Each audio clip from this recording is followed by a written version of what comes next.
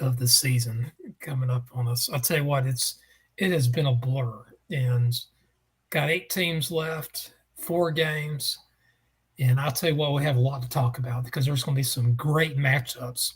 All 4 games are going to be incredible this week. I think every game is going to be Mhm. decided by a score. I don't think we've ever had that before, and I could absolutely be wrong, but on paper, following my heart and everything, I think these games are about as even as it comes. What's your thoughts? Yeah, I think looking at it again on paper, and we talked about this a little Friday night. That the only game that feels like it's a safe bet, but it still is close, is the Weddington game. Um, Yeah, I agree. it's the only one that looks like it.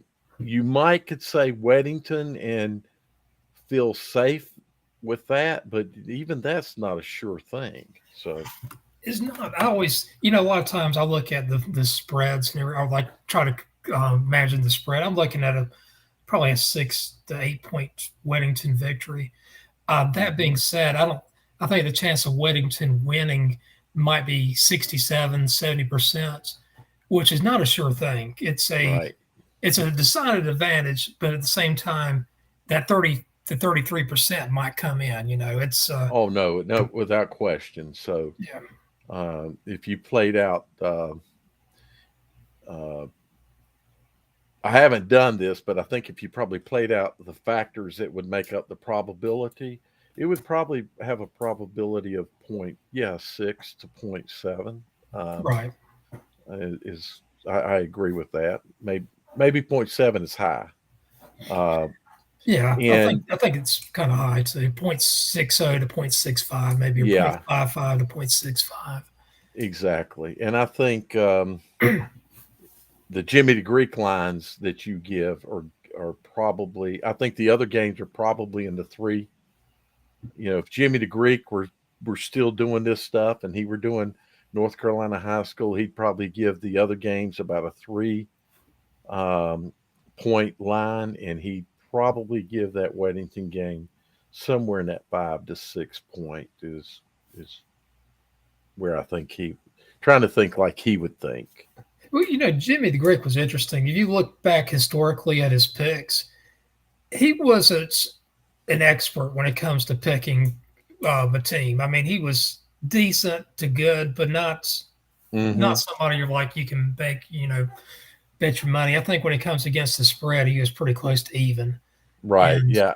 uh, I just mentioned him because he's the one everybody knows. oh, he was the gold standard. I mean, he He did the was best job of marketing himself. exactly, yeah, definitely the gold standard. There were others that I looked at because I used to play parlay cards. And have you ever played a parlay card?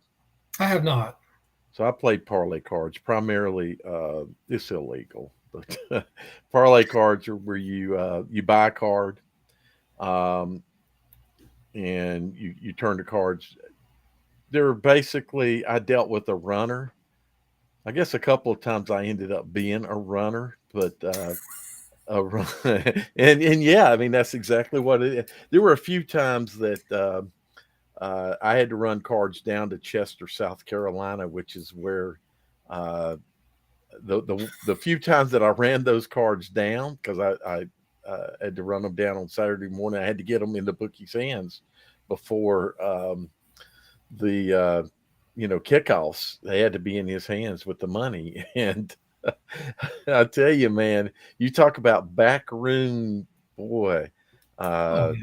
but parlay cards, you buy a card and you pick teams, and different parlay cards work different ways. But basically, you pick your teams, and if you hit everything, then you won. It's like winning a pot, basically.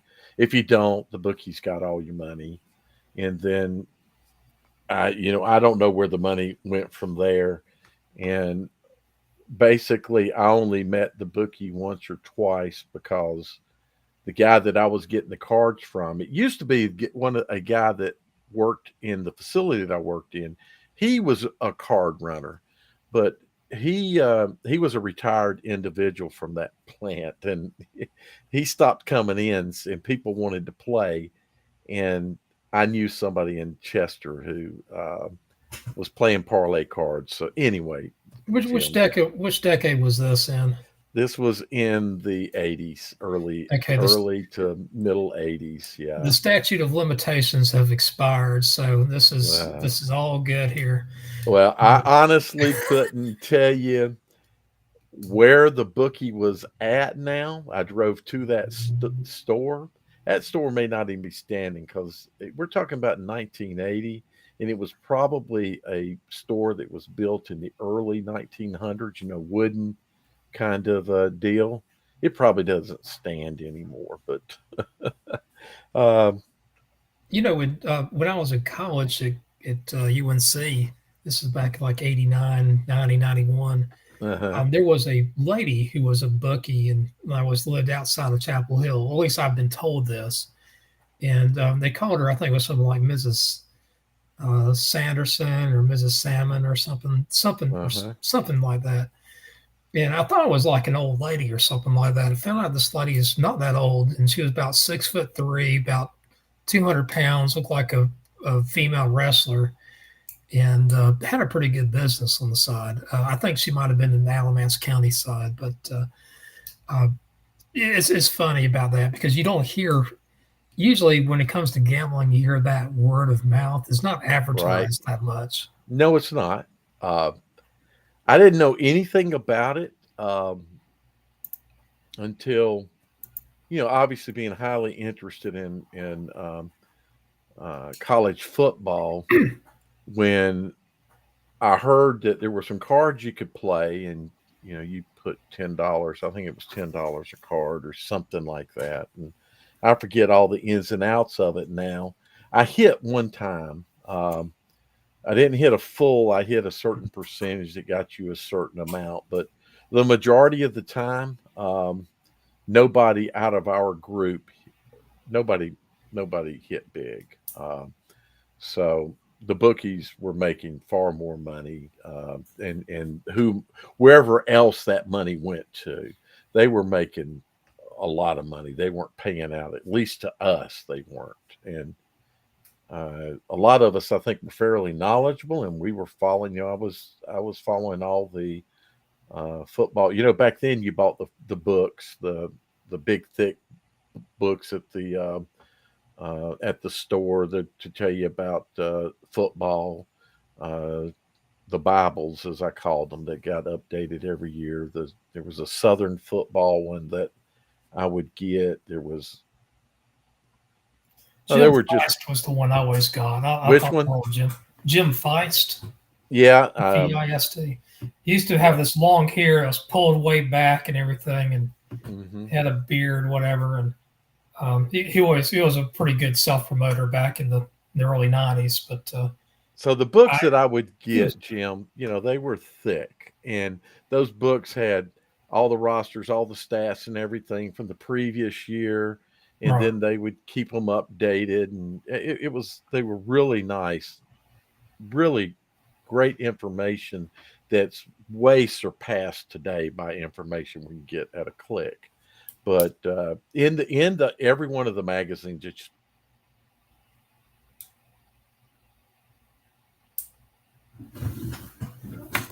Dale, I and think you might have so gone off the air for a second. You were muted. oh, am I? No, I can hear you now. I can hear you Okay. now. You went silent for a second. Oh, okay. So anyway, I was telling you, and I thought I'd finish because I got a neat little sports related story that I'll share before we get in. So yesterday I drove up over to Knoxville to teach class, and the students bailed out today, didn't come in, so I had to come back. But now it's basketball time, and my customer in Knoxville, I don't know if I've ever told you about them, but the founder of the company and the current owner that runs it, both of them played basketball at UT. And Burt Bertelkamp was a captain at um, University of Tennessee. So there's a lot of UT stuff going on up there. Um, he was a captain at the same time. That guy that owns the Cleveland Browns was a captain of the football team at UT. So they're Wow. real tight buddies. And what I wanted to tell you about them, just the quick story about Burt Bertelkamp. Um, so Bert's currently in running an automation company selling products that people use to automate factories. But his side gig is he does color for the UT radio for basketball. So that's his side gig. And the story about Bert is that he went to UT. He grew up in the Tennessee area. He was a highly recruited basketball player. Mike Krzyzewski recruited him. Wow. Was going to make him a starter, and he decided not to go to Duke. It was Duke. It was Krzyzewski's first or second year. It was real early when Krzyzewski was there, Right. and so Bert decided to stay at UT. And the story that he tells is that he and his dad were sitting on the couch watching Duke play in the national championship while he was still enrolled, at UT. And his dad looked over at him and said, "How you feeling about turning down Duke and going to UT?" Of That's course, as a hilarious. family, I don't know that it would have ever been his dad having played there, and they were just such huge UT people that I can't imagine. And I asked him, said, "Did you ever give Duke serious consideration?" And he said, "Well, yeah, but uh, UT's where I belonged." And I mean, think about Krzyzewski though. I mean, he comes up. He's a guard for Bob Knight's Army team, mm-hmm, and he has to enroll in the military. He's a grad assistant for Bob over at Indiana, and then he becomes a head coach at Army for 5 or 6 years. And he had a winning record, Army, which is impressive. And Duke, yep, uh, I mean, Duke at the time, I mean, a lot of people think that Krzyzewski rescued Duke. That was far from the truth. Duke won two out of the last three ACC championships. They won 78 and 80. 78, they went yep. to the final championship game against Kentucky. 80, they won the ACC tournament. And Bill Foster left, not to be confused with Bill Foster who was in Clemson, but Bill Foster Is leaves, goes to the or exactly. goes to South Carolina, and they had a run of the litter. They had some really good coaches applying for that. To be So now honest let with me you, let me just I'm gonna let you finish, yeah, but they weren't um, they weren't bottom of the barrel, but in number of ACC championships, just to put things into perspective, they still trailed NC State and UNC in number of championships, as yeah, I state, recall. It wasn't by many, yeah, but he did take them to another level, I think. All right, now right. back to your Yeah, like state won in 54, 55, 56, 59, 65, 70, 73, and 74. So I think that was like eight or so. right. Duke won in 60, 63, 65, or 63, 64, 66, and then 78 and 80. So they're down a little bit. And Carolina won probably seven or so. Yeah. But I mean, they were nationally a top 20 program. You Yeah, agree with no doubt. No that? doubt. So they were not they had pushovers.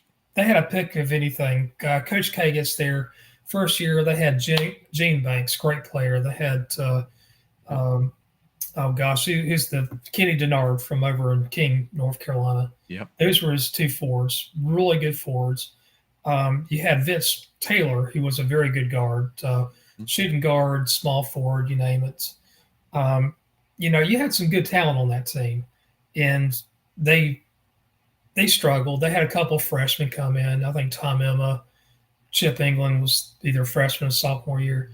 Didn't have a lot of depth. They were more known for being a man-to-man team. Right. But Coach K, everybody knows about Coach K. They always played man to man. Foster was a zone guy, so whenever they got there, it was a learning curve. First year they make the NIT. Second year 10-17. The third year 11-17. Coach K was 38-47 after 3 years. His Yep. stock was kind of down. A Uh-huh. lot of people wanted to get rid of him. 3 years after that, he's playing Kansas again, or no, Louisville in the national championship game. So Yep. it's all, life is rolling the dice sometimes. Sometimes you just have to take a feel and take a chance with somebody. Back then, I guarantee you, when you got the guys like Hallery, when you had Jay Billis, they were taking a chance with Coach K. They had a Oh, losing sure. record their freshman year. Senior year, they're going to the dance. They're in the Yeah. I national can't championship. I can't say, and I didn't ask him. I didn't ask Bert. I may ask him next time I see him if Duke had already won a few national championships and they recruited you, would you have selected Duke over UT? I think I would believe the answer would be no. Uh, Right. and especially after he played there, it's hard to go back in time and say what you would do once you already have the experience of having done it. Uh, Tennessee had some good players then. I mean, they had Albert King. I mean, he was yep, or Bernard King. I think Bernard that was King. Albert was in Maryland Yep, brothers. Albert was a great ball player too. Yeah, Bernard had more athleticism. Albert probably had the better career, NBA right. career. Hmm. But Bernard's, I mean, Tennessee was no pushover. I mean, they were a legit top 20 team too. So I could, I don't fault anybody back then picking Tennessee over Duke. If I lived in the state of North Carolina, I'd probably pick Duke. If I lived in Tennessee, I'd probably pick Tennessee. So Yeah, but um, if your dad was a star at UT, yeah, you'd need to go there. which his dad was, and he grew up as a UT fan, I find it hard to believe that you would not go there. And that's Yeah, what I told him the first time around that yeah. we talked about it. I didn't add in that little, what if they had a couple of national championships under their belt? Would you have gone and played for them then? Who Well, how about knows? you? You might have made it to the NBA. Let's say that was back in 1972, and he was recruited by UCLA. Uh huh. Oh And yeah, and play for Wood. Yeah, I mean, I don't think sorry, he would Dad. exactly. I don't think that would.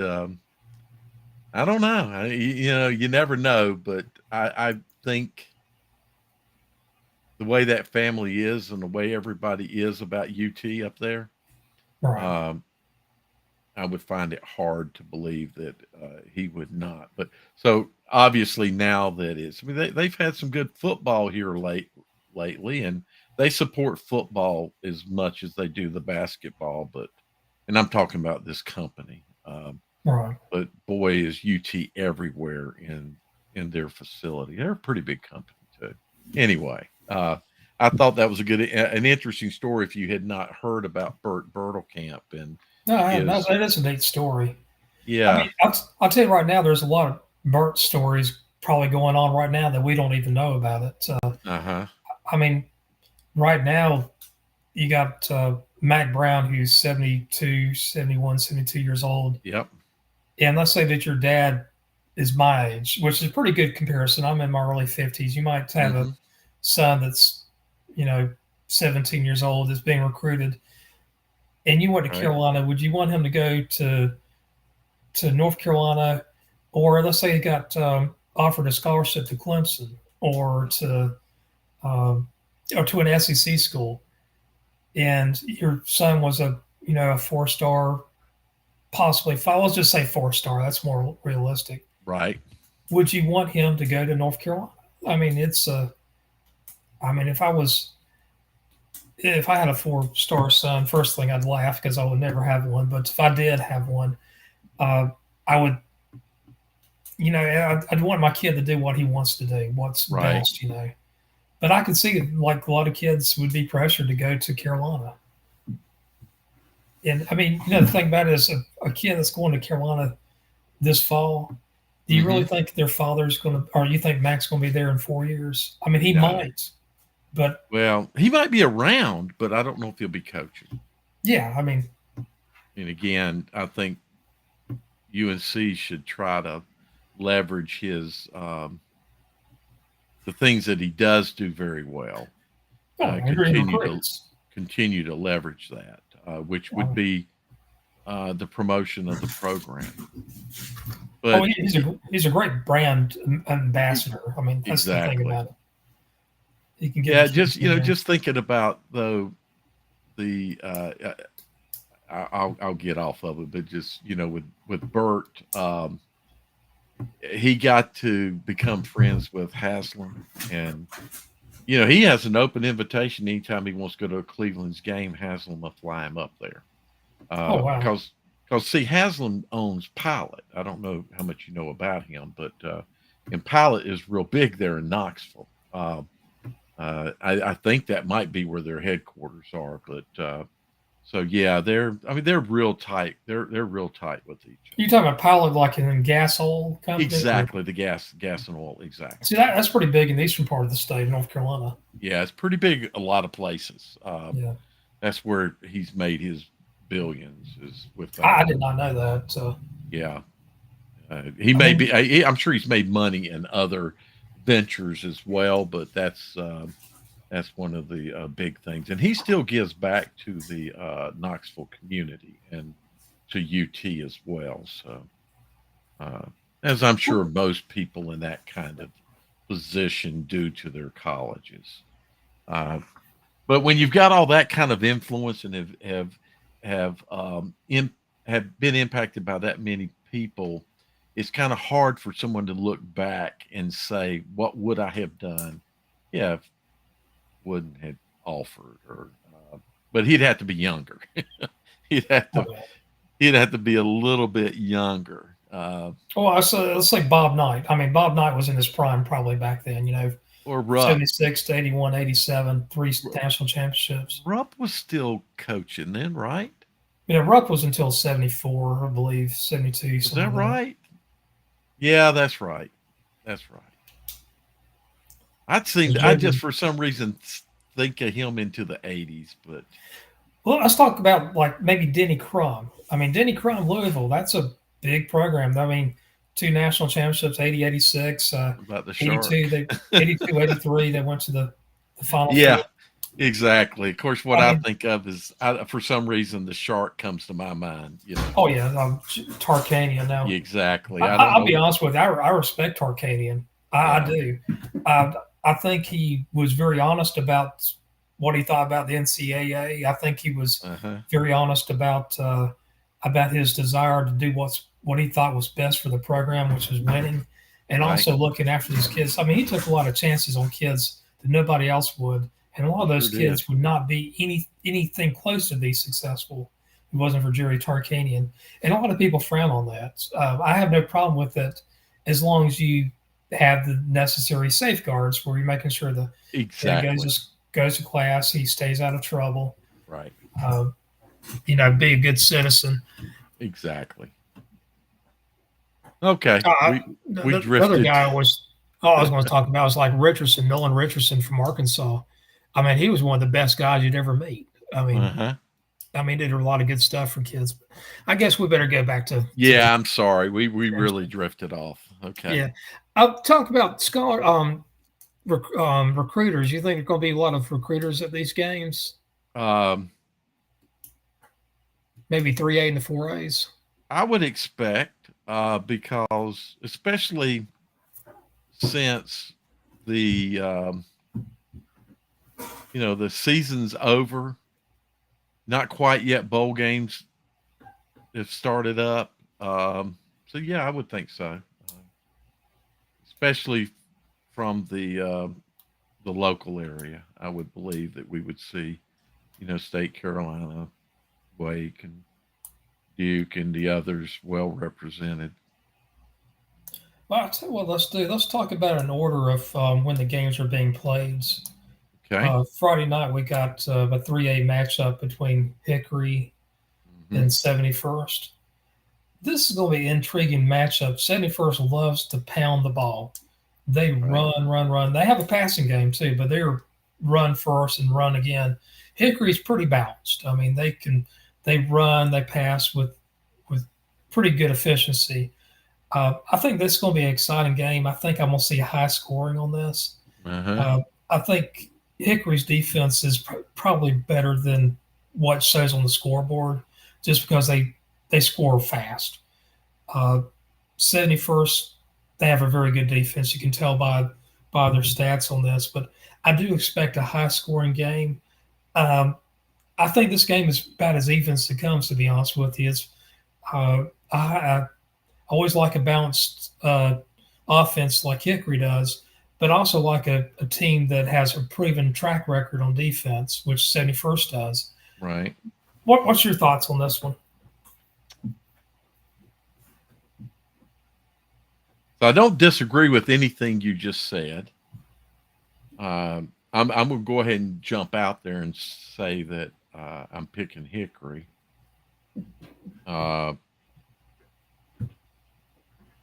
Maybe for some intangibles, uh, based on intangibles. I do believe the score will be one of the games that we see. It'll be one of the higher point totals from both Yeah, both sides together. Uh, I think we're going to see some, you know, see a slobber knocker in 4A. I'm expecting. yeah. Um, Well, I agree with that. I, The I I can see this score getting in the 30s on in this game, and I don't know. I mean, it honestly wouldn't shock me for it to creep to the 40s. so But I'm leaning more towards the 40s on this. yeah, I just and the reason why Hickory can exploit weaknesses is on offense as any team I've ever seen, and 71st will just wear you down. right. I expect the defenses are going to be exhausted on both sides. And I could be wrong. I mean, I'm gonna laugh at the score. Final score is 10-7, but I just don't see that happening. A 10-7, or it's a big spread of two Right. scores. I think the game's going to be inside of a score. Uh, I'm, I do my looking at everything. It's it's hard not to pick against 71st. I mean, just because they have everything. 100%. Yeah. And the one thing that I hold in there is with Hickory, every player on that team is a leader, and you don't see that very often in high school football. Every kid knows how to support their teammate. It is a concerted effort. When they fail together. I mean, I'm talking about on given plays. When they succeed, as a team effort. Is a lot of we and not much me on that. And you just don't see that very often these days. So there's a lot of eyes and a lot of they didn't do this, whatever. Hmm. I think that's a testament about the great coaching of Hickory. My mind says 71st. My heart says Hickory. I'm gonna go with my heart, and I think Right. Hickory will win this game. I think it's gonna be something like 40-38 or 41 If to 38. if you were looking for the safer bet, I don't disagree. 71st. 61st is a safer bet, Yeah. but I think there's going to be some intangibles that play in. Oh yeah. Um, that Hickory has in there. Maybe they're not intangibles. Maybe they're actually inherent in the team. But as we've followed them this season, progress from, I think, more so than what we saw with East Lincoln last year of progressing from not really paying them much attention to, here they are in the state championship. As we've kind of as we've seen that occur, uh, I see consistency with what's happening as well, and that might say that it's not just some of the intangible stuff, the extra motivation of who you are and people are against us. And, I like the way Coach Capone puts it. um, I'll talk a little bit more about that when we get to the Weddington game. But, you know, that everybody's against us or nobody picks us to be here, and using those things as motivation being an extra element to that desire to succeed. I think Right. it's maybe more than just that now, that it's just some inherent talent and abilities in the team and the coaching staff that uh, Mm, are just part of the system and not a part of a motivational mental aspect. So yeah, I'm picking Hickory. yeah. I'll just like Hickory. And this is, I mean, if you look at the predictors, I think most of them are going to give 71st to 60% chance of winning. Is my Hmm. guess. I'm going with the. I want to sing my Green Day song and say I want to be with the minority on this. So I'm picking Hickory on that. There you go. Uh, The this underdog. game exactly. This game will be at UNC Chapel Hill at Keenan Stadium at 7 o'clock on Friday evening. And staying in Chapel Hill, we'll go to the 1A game. The 1A Mhm. game is between Mount Airy and Tarboro. This will be also at noon at Keenan Stadium in Chapel Hill. Uh, Dale, you know what? These two teams are kind of mirror each other. I mean, they love to run the ball. I mean, Mhm. Tarboro throws the ball. I mean, yeah, probably 2 times a game. Mount Airy throws the ball maybe 5 times a game. Right. Mount Airy's got, believe it or not, they have 12 touchdown passes this year, and they're only throwing the ball 5 times a game. Tarboro's gotten 5 touchdown passes through the year. Uh, so you know what? I'm going to tell you right now, it's going to be interesting. Tarboro is kind of a 1A dynasty. Mount Airy wants to be that 1A dynasty or whatever the remnants of this 1A this dynasty Right. is. Um, this is going to be a really good one here. Mount Airy has more experience, but you know what? Tarboro has that chip on their shoulder. They lost that game last year, and they kind of Yep. were embarrassed, and they were told last year that they were too young to win it, and they're back. Three Right. 1,000-yard rushers on that Tarboro team. Mount Airy's got a 1,400-yard rusher and a 2,000-yard rusher. Again, I think most people are going to pick Mount Airy, but I'm going to pick Tarboro. I think this is going to be a great game. I don't expect a high score game. Neither team allows more than 7 points a game. So I'm picking Tarboro by the slightest margins. I can see the score being a 20-17 or 20-21 score. So I'm gonna make a gesture as if I had a pocket right here. I'm gonna reach in to pull Right. something out. You know what I'm doing? Picking the limb, reaching for the limb. No, I'm pitching. I'm picking a an item out of my pocket.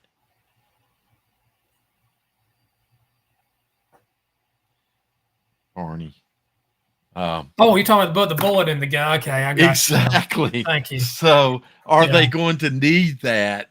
No. Again, I think if you look for it's been a long day. I thought you might actually get it fairly quickly, but even though it was just reaching in the Yeah. pocket, right? Um, I picked Tarboro week one, and maybe if there's a favorite, a safe favorite, but only by a few points, as Jimmy the Greek would say, um, would be Mount Airy, not Tarboro. Uh, Wannabes and ours are two different things. Yeah, a chip on the shoulder can also be a motivator, but as a program, being where you've been many times, uh, I think carries a large uh, weight, a good weight in this kind of situation. It's not a burdensome weight. It's a weight that can add more, gives you once you get moving, that inertia is harder to stop because there's more to it. So I think there's a lot of that. The weather also played a big role in the Hickory Dudley game. You know, while those things play roles. Everybody has to face these same conditions. It's almost like I forget who, but I there were several people actually making these kind of comments back during the State Carolina game. Was did State water the field, and all this other stuff like. Both teams had to play on it. Yeah, but both teams had to play on it. In the same situation Uh, with any of the weather situations, both teams have to play in it. And maybe if one team is seeing it more often than another team, then they might have adjusted somewhat to it. But in the end, I just think Hickory's a good team, and uh, I think Hickory wins that game regardless of weather. Um, yeah, I do and too. I just believe it's almost like it's destined right now. Right. Um, but you control your own destiny in these things, and that's why I tend to believe with Hickory it's moved to being more of an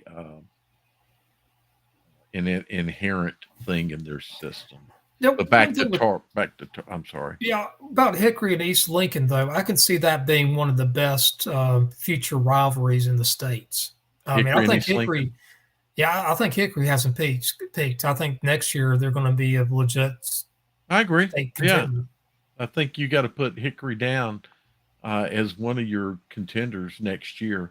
Right. Before here we are. This season hasn't ended yet, but certainly Yeah. Hickory has won or has proven themselves to be at that level. But back to the Tarboro thing. Uh, Jimmy the Greek's going to call a 2 to 3 point margin for Mount Airy. I'm going to say that Mount Airy is going to need to go find Barney and his bullet and hope it's a silver bullet. Be careful for those Vikings, Huh? werewolves. Be careful for the werewolves with the silver bullet and the Vikings, which are Tarboro. Hey, I agree with you. It's going to be I think they're going to have to. They're going to have to play their A game. I mean, that Robbinsville team is a really good team. They can pass the ball. They run. right, Not a very deep team, Robbinsville. Mount Airy, I think they dress out 43, 44 kids, about the same thing as Tarboro. Um, it's going to be and they mirror each other, so their defenses have seen that type of offense. The run heavy offense. Um, Tarboro might just have one more weapon than Mount Airy, though. That's the reason why I'm taking Tarboro. I got you. Um, I'm taking them mainly because I picked them at the beginning of the season. I'm sticking with them. That horse is still running for me.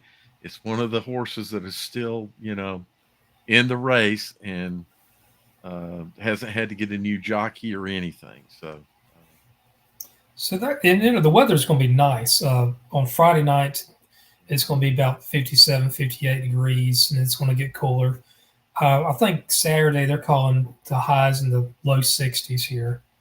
So I mean, just ideal for football. right. And so this game, the Tarboro Mount Airy game, again, it's at UNC Keenan Stadium at noon. So we're going to go now to the two-way state championship. That's at 3 o'clock at Carter Finley Stadium. On the I guess it's not on the NC State campus, but it's at Carter Finley. Let's just leave it at that. Out by the cow pasture. Yeah, there you go. At the state fairground, in case you've never been. So the dark horses of Clinton versus the Rams of Reedsville. I'm gonna tell you what, that Reedsville Rams team, they beat Shelby to a pulp. I mean, that first half was They did. I saw it online.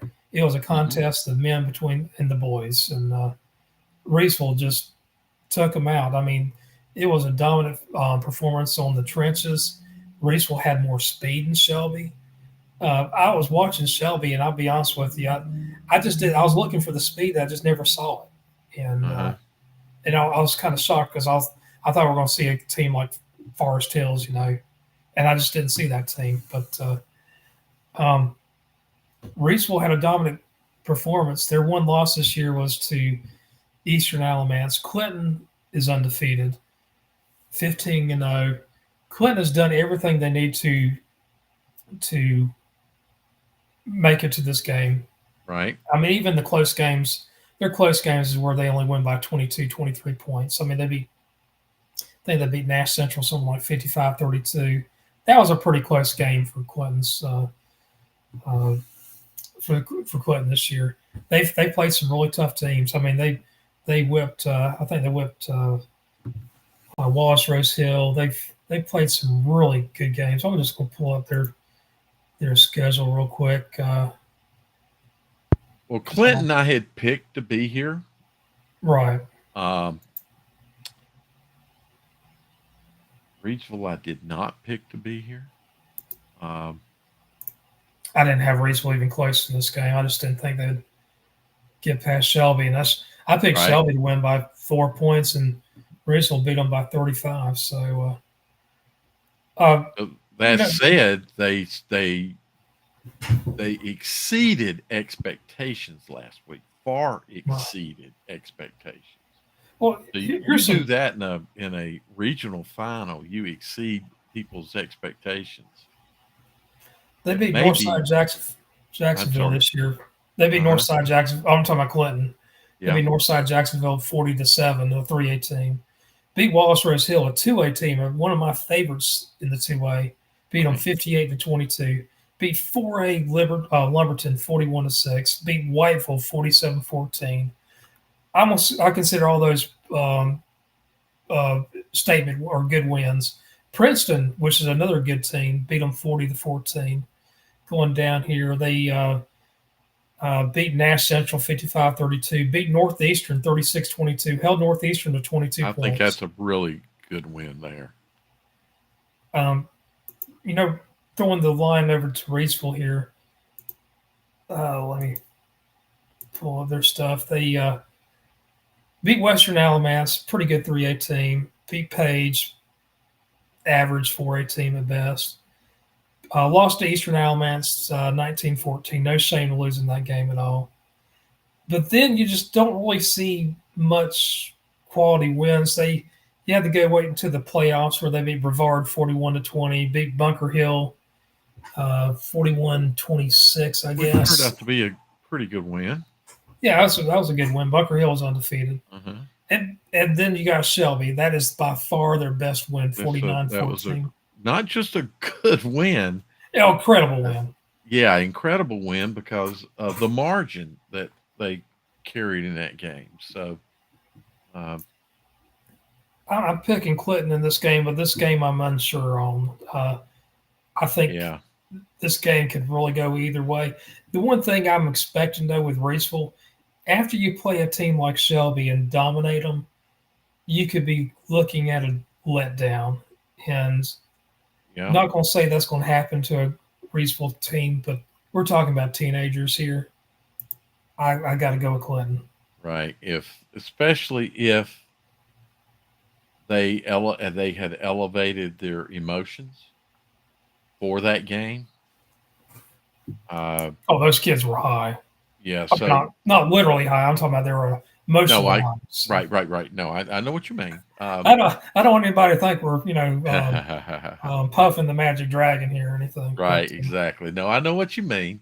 And they certainly have had time to mentally recover from that. But the question becomes, can you drive yourself back to that level, or do you find that process to be unfruitful? And then you end up being flat. So there was maybe some motivation with the storied program of not saying that Clinton doesn't have historical significance at any point in their history, but you got a Shelby coming in, that's a Shelby, and that was a real easy get up for them. So I don't know. I personally, I don't expect there to be a letdown. I can see where one can occur. What I was stating, I guess, what I was Right. driving at, but I don't think so. And I don't know if they can. If they were really up there, I don't know if they can get back really up there. And maybe they don't need to keep this game a highly competitive game that can, flip any way. They want to beat Clinton like they beat Shelby, then they may need to have that extra level of intensity in their, within them. Right. I totally So agree with you on that.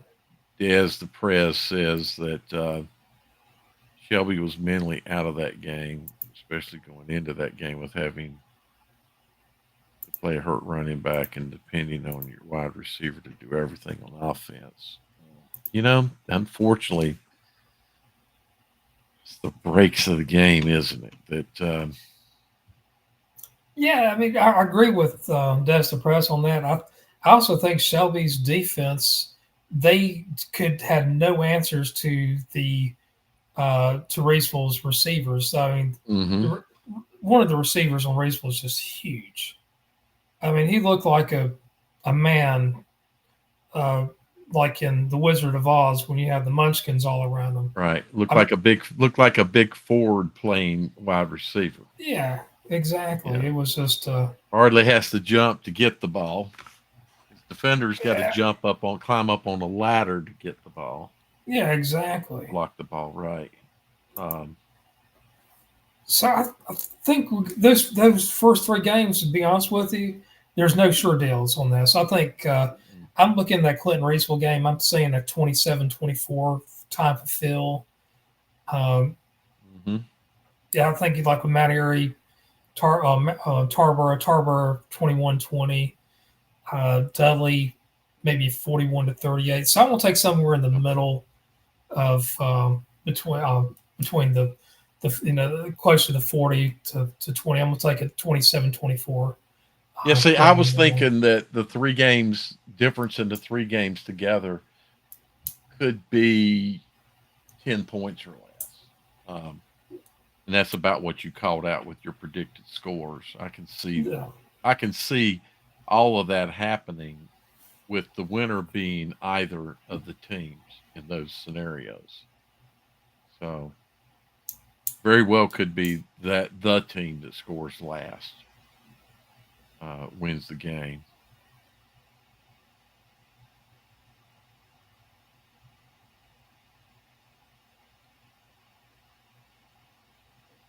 Tell you what, that Forest Hills team though, when I saw them Mm-hmm. against Randleman, I kept on saying I don't know why there's not more people talking about Forest Hills because they were loaded. I mean, they had speed all on that. The linebackers, the defensive back, all the skill positions on offense. Uh, very nice looking tight end. You got some, you had some gamers on that team, and I mean I don't know how old Forest Hills is, but if they have a lot returning. I mean they got to be in the two-way talks next year. I think for So me, the reason I didn't think more of them going into the playoffs was that uh, one, I thought more of Monroe, yeah, which was probably wrong. They never met, but um,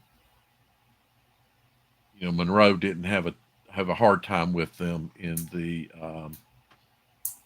their rival game. it was Um, like 25-0 or something like that. The right. game had to get called off in the And third they got quarter. called off because of an altercation. You know, Exactly. So I don't know, that probably impacted my thoughts going into the playoffs. I figured Forest Hills would win a few games in the playoffs, but they far exceeded my expectations in the right. playoffs. So So I um, guess that again that Clinton Racewell game that's at Carter Finley at 3 o'clock on Saturday. hmm Um, so guys, if you want to go see a great game, that is a great one to go to. So let's talk Clinton is about. Yeah. I'm sorry. Clinton is the No, safe bet. yeah. Uh, if you're looking for a safe bet, Clinton would be your safe bet. Um, And I'm going safe on this one. are you? Yeah. Yeah. So me. Me in my mind. I've gone back and forth on this game as far as who I would pick, and if I say Clinton today, I may say Reedsville tomorrow. I really do believe it's going to be that kind of game. But And kind of like I you said wanted to too, be say again. like you said, the last guy holding the ball might win. Might The be the last one team who wins it scores. exactly. Yeah. And if I wanted to be safe, I would certainly bank on Clinton. So let's look at the 4A matchup. Weddington and Hoggard are going to be at Carter Finley, 7 o'clock Saturday nights. I think this is going to be a great game. It's not going to me, there is a favorite. I think Weddington is the favorite on this Hmm. game. I think it's a lot clearer than the other three games. I don't think any of those top three games, uh, the person that would be favored is probably more than 57, 58%. Right. I think Weddington's over 60%. I think there's at least a 60% chance of Weddington winning this game. Uh, I like Weddington. I think they're pretty to me they're a pretty evenly balanced offensive team. They seem to run and pass the ball about the same amount. The equal effectiveness, hard hitting team. The one thing Weddington I like about them is they're battle tested. They have been battle tested in the non-conference and in the conference and in the playoffs. And Yeah. uh, I don't think the same thing can be really said by Hoggard. I mean, their one battle test in the non-conference was probably uh, uh, Cleveland's, and I mean they played some decent teams, but I just and then they redeemed themselves against Cleveland. They lost in the Right. non-conference to beat them in the playoffs. And I did They not did, pick them to win. I did not pick them. I picked Cleveland to win that game. So and I thought if Cleveland didn't get it, it'd be Cardinal Gibbons right. you know would beat them in the regional. Same here And too. Same here but too. actually, I did pick, believe it or not, I did pick Cogger to win that You game. But you did. I was going on a limb on that. I just didn't think Cardinal Gibbons had it in their tank after beating Uh, um, Rollsville. But this game's going to be a good one, though. I think I think Weddington is the favorite, and I can see a score to be like maybe 30-24 Weddington. And that's kind of where my 31-25 or so, maybe 31-27. But I expect a lot of good offense, a lot of good defense. I think special teams might have something to say in it. Both teams, I think they have to drive. Well, I think it's a little bit closer for Hoggard. I think Hoggard to Raleigh's probably a little over 2 hours. I think for right. Weddington it might be about 3 hours or so.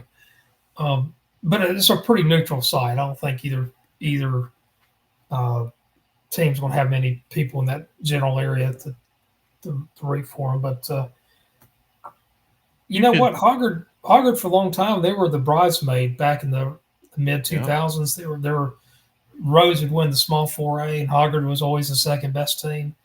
Weddington finally moved from 3A to 4A. They got that chip on their shoulder. They want to show those Mecklenburg boys how it's done. What's your thought? Well, I was going to say first, you can probably get to Carter Finley from Weddington just slightly faster than I can, because they can hop out on 485 Oh, that's relatively right. quick, and they're on the eastern side of Charlotte. But it's still probably Probably it's 3 hours, isn't it? 2:45 to 3. Yeah, Yeah. it's still a good drive. Uh, so last week I had picked Independence to beat Weddington, not because I felt like Independence was superior.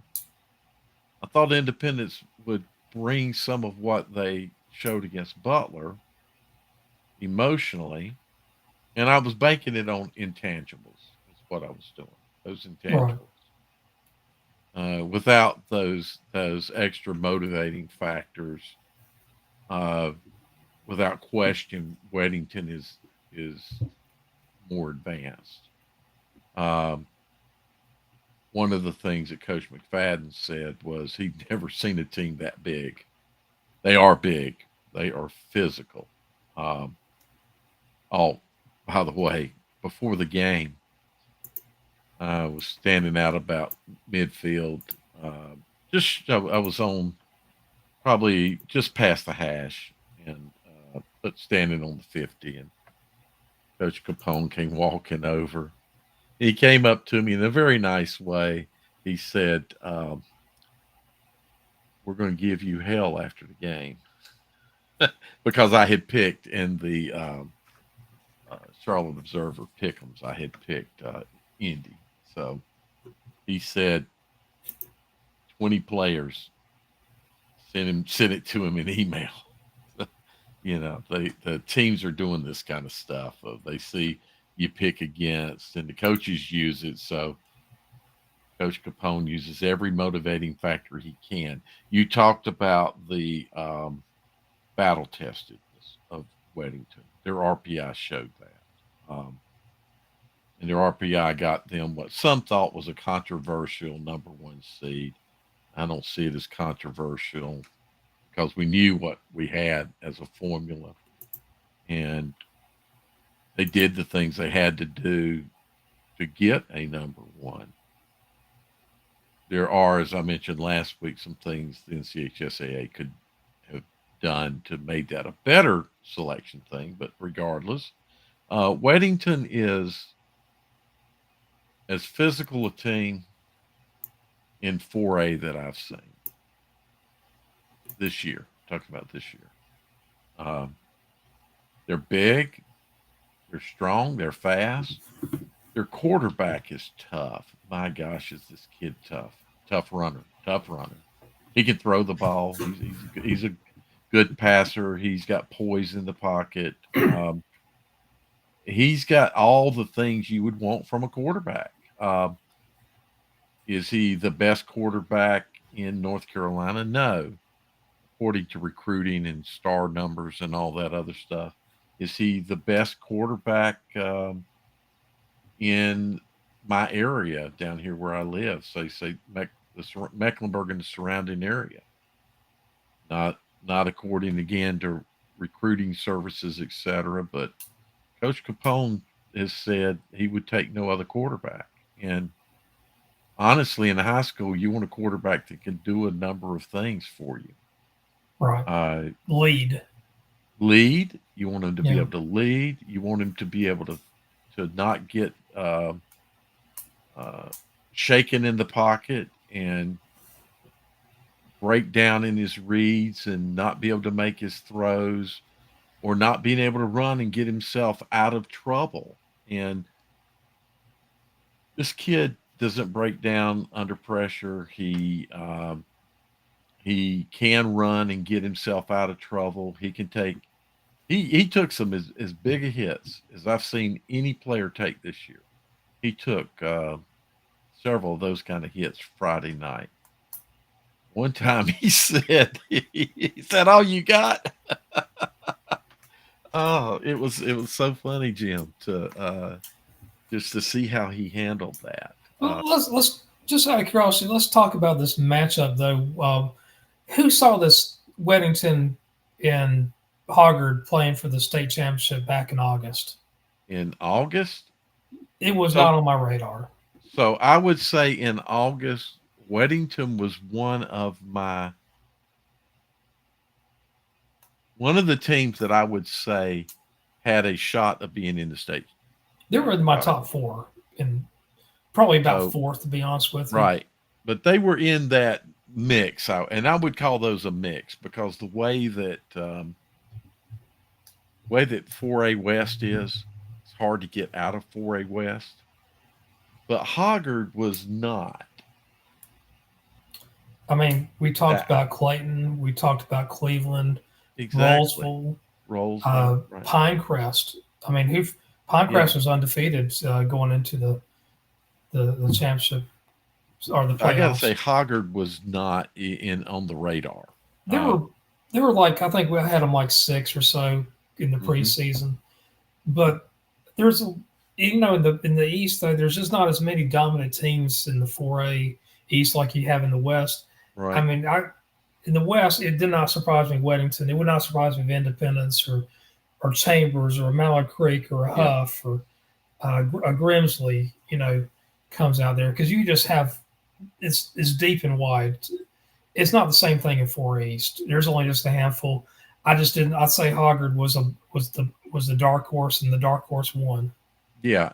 I just fully agree with that. They were not in my radar of teams that I could feel semi confident in saying they will be in the state championship. Now, in August, before game one, I had picked Independence to be in the state championship. I did not pick Independence to be in the state championship week one of the playoffs, but at the start of the season, I did. Oh, they're Also, about preseason number one. Yeah. yeah, mine too. Um, Butler and Weddington and Huff and Grimsley, those would be teams that I felt like all had legitimate shots at playing in the state championship. And if some others crept in and made it, it wouldn't have shocked me because the West is that deep and wide, and thus you have to go through all those kinds of teams just to get to this game. So it's a tough process. You look at It, who Weddington had to beat Independence. They had to beat Grimsley the week before. It wasn't like it was an easy road for Weddington to make it here. it wasn't. It was not So easy at all. If you and a lot of people gave them grief about getting the number one seed, but you know what? They're the last team standing. yep, they proved out that, and it's not like Grimsley having to go to Weddington. Typically, it used to be that the point spread would give a home team, and I'm thinking of the formula that Massey used, would give the home team 3 points. So if you're at a home team, you got 3 points in the projections of head-to-head, results, and that's probably down to my guess would be probably down to 2 points right now, Yeah. and Grimsley lost by more than 2 points. Oh Uh, yeah. had nothing to do with Grimsley having to go to Weddington and play. Weddington just a better team. This You is a know really what? good team, Jim. This is balanced across the board: offense, defense, special teams. Um, Me and you saw that Grimsley Huff game, and yep. I was I didn't think Grimsley was necessarily the best team. They were the team that won that game. Hmm. I don't think they were not as fast as they were last year. I didn't think they were as physical as the team as they were last year. I think the running back was better this year than he was last year. That running back for Grimsley is the real deal. Yep. I thought a lot of him on that, but I Right. just, I just for the life of me though, I just did not. I was, I thought I was going to see a better team than last year when we went down there, and I Right. did not see that. I saw the opposite. I just Independence. Now that's incredible what DJ McFadden has done in 3 seasons. A lot of people with don't realize this. Independence was down. they're I mean, young. they have been Well, they're that young. program had They're young. This team too. This right. year's team. I just wanted to make a comment about Dez Perez comment about the Hoggard wide receiver being the best in the state. That would have to be in NCHSAA football.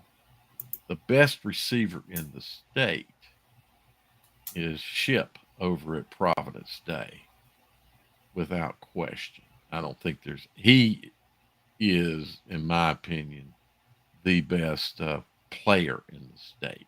But Right. and I guess he's going to be wearing baby blue. Oh, is he going to Carolina? Yeah, he's a good ball player. He's better than his father, I think. His father was really good. So, um, You know, back about Independence though, after Tom Knotts left, they went down. They had a bad season in 2010 and had a couple good seasons, and I thought Joe Evans came in there, and Joe Evans did an incredible job. And hmm the thing about it was Joe Evans is after 2 seasons he won his first 12 games. I think he had like 8 shutouts in that second season, and he loses one game. The last game it was in the playoffs, and he's relieved of his coaching duties because he's not a good politician. That program really suffered after that. right, You had a one-term coach, and then you had another. They hired Scott Young, and Scott's did even did even coach one game before he got fired. right. Uh, got run out of town. By the guy that was responsible for Joe Evans getting released, Right, and the guy responsible, part hugely responsible for Harden being hired and staying only 1 year. right. Um, And then they really struggled after. I mean, after Scott Young left, that program was in disarray for 4 or 5 years. I mean, I think it's a fair statement. it's Um, there was an attempt at a culture change that wanted to create a new culture for the program and pretty much ignore the previous culture. that was a big Was mistake. That was a mistake, and that's why the program was where it was at. And then the first thing McFadden did when he came back in was put back up all the Tommy Knott's era stuff back up on the walls and in the locker room, bringing back all that history. And well, you see what you got. Yeah, I Not just like don't know why. When you have that history, why run away from it? That made no sense at all. On that, because you weren't and part of it, and I you think it was think you can. maybe because you're intimidated by it. That could be. I don't know. I don't want to speak for the coach, but I I think it was more than just a coach. I think it was kind of a nowadays the this. coach. You What think it I'm told. is? Yeah, what I'm told by the people Okay. within the program, around the program, it was his decision to do to. I mean, Um, I rather. I mean, when you're dealing with a gridiron, I'd rather deal with someone like a Bear Bryant than a Mister Rogers. Mister right Rogers in real life, I'd rather be around with Mister Rogers any day.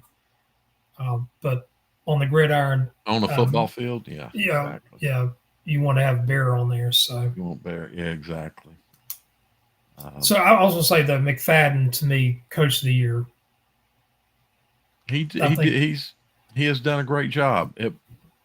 His jobs or his greatness started well, that obviously the day that he took the job, but they did really well last year, all things considered, oh sure, right? So, and this was, I think they went out in the third round last year, third round lost to Grimsley, lost a very close one to Grimsley. right? So, this year they went out in the regional finals, so they made it deeper. They Something else advanced. about the Independence team last year. They had a undefeated Olympic team, 11-0 Olympic team, and beat them 55-6. I was at that game. And I remember pouring, seeing that score, and I'm like, Independence is back. pouring rain. I don't believe I've been at a. Yeah, yeah, I have. I was at a Clover Fort Mill game with a hurricane coming through. Literally, the wind was, rain was going sideways. Never will forget that. But this was a major downpour in that game. That's not why Olympic lost. Olympic was just out and man. Because again, Mhm. Independence had to play in it too. Um, the level of competition was like this. It was Right, not. They were not in the same universe, let alone on the same planet with each other. right. I agree with you So that I think last season kind of made a statement that Independence is. I know you said back. I'm gonna say it depends on at what point we measure back. Um, if we measure to the state championship, they were coming back and they got closer to coming back and would not. I mean, right now they're probably my number one for next year. Um, yeah, I think so too. I mean, to me, to be back is you are a contender year after year after year. This is going to be the third year, I think, 2024. They're yeah, going to be a contender. And exactly. now 3A, let's talk about that. Hickory and 71st. I thought, going into the season, I thought 71st was probably the top two or three best teams in the 3A East, maybe the Hmm. best team. I liked Havelock also for a long time. But 71st, no doubt about it, there were no surprise there. Hickory, maybe a little bit surprised because I think a lot of people thought they might be another year away, and they've reached this plateau. I don't think many people thought Hickory was going to be 15-0 at this and play for the state championship and Uh, possibly even win it. Uh, outside of Joe Glass, and I don't know even if he would realistically have thought that, but maybe. But going into the season though, I thought they were a little bit better than like East Lincoln and a little bit better than Statesville, but I didn't think it was that sizable. But it hmm was sizable. I think what we're going to see next year too is that you're going to see West Charlotte very much. Now, on the 3A West, though, Hickory was not one of my favorites in the No, beginning of the season. It was Dudley, Crest. I mean, they were my 1 and 2 the whole Crest season. was my number one. Mine was started out with Dudley, and then it went to Crest, then went back to Dudley. Right. I was always a little bit hesitant about Crest's defense, and uh, that was the only thing that kind of kept me from going there. Dudley had enough athleticism to Sure. was it Dudley that beat Crest? I think it was, wasn't it? Yes. So So that was a good game there. That was a I listened to a part of that game, and I hmm think Dudley might have been it was like a 1 point game at halftime, and Crest actually played the better game, but Dudley played smarter, and they ended up winning that game. I would say with 71st, somewhere early in the season, well before playoffs. I mean, in playoffs, I projected 71st to be in the state championship game. But somewhere early in the season, um, I made a decision in my head that they were the best team in the East, 71st. And that kind of that well, they held it and proved it all the way through. I Mhm. didn't see obviously nearly as many contenders as we have over here on the western side in 3A. Right, I agree with that. But Hickory, in the end, Hickory was not one of the contenders for me. Um, Yeah, so I didn't latch on to Hickory until I picked Hickory to win last week. Um, and I picked them to win the week before. But before that, no, I did not. I was not sure. I think my original brackets had them going to the third round. I have to go back and look at my brackets now, but I think I had them going to the third round. I Uh, mean, also Kings Mountain. To be honest with you, if someone told me which one to go to the state championship between Kings Mountain and Hickory, I'll be like, you know what, Kings Mountain finally got the monkey off their back, hmm and no my pro- slam to Hickory, but that's just the case. At the beginning of the season, that's how I felt. right. Well, my projected regional final in the West was Hickory. I mean, excuse me, Crest and Kings Mountain. That was my projected. That's who I projected to be in the regional finals in the West. And excuse me, Kings Mountain gets knocked out early, and Crest doesn't. Crest doesn't get there. Um, So I was a lot, way off on that. And also AC Reynolds was another team. I was big on AC Reynolds. I know they were Yeah, they were down. They were had an injury bug at the beginning of the season. They played a brutal non-conference schedule. I mean, Shelby, you got East Forsyth, West Forsyth, and they, they ended up losing to Hickory, I believe. I think it was 61-38. yeah, Another team that kind of fell off the radar, nobody talked about after about the third or fourth season week of the season was South Point.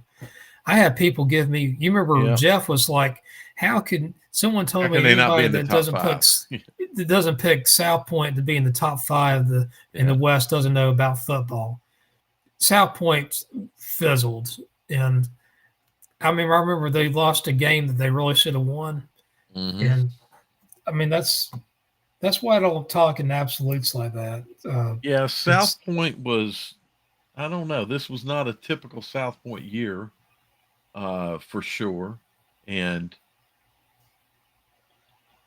by the time the playoffs rolled around,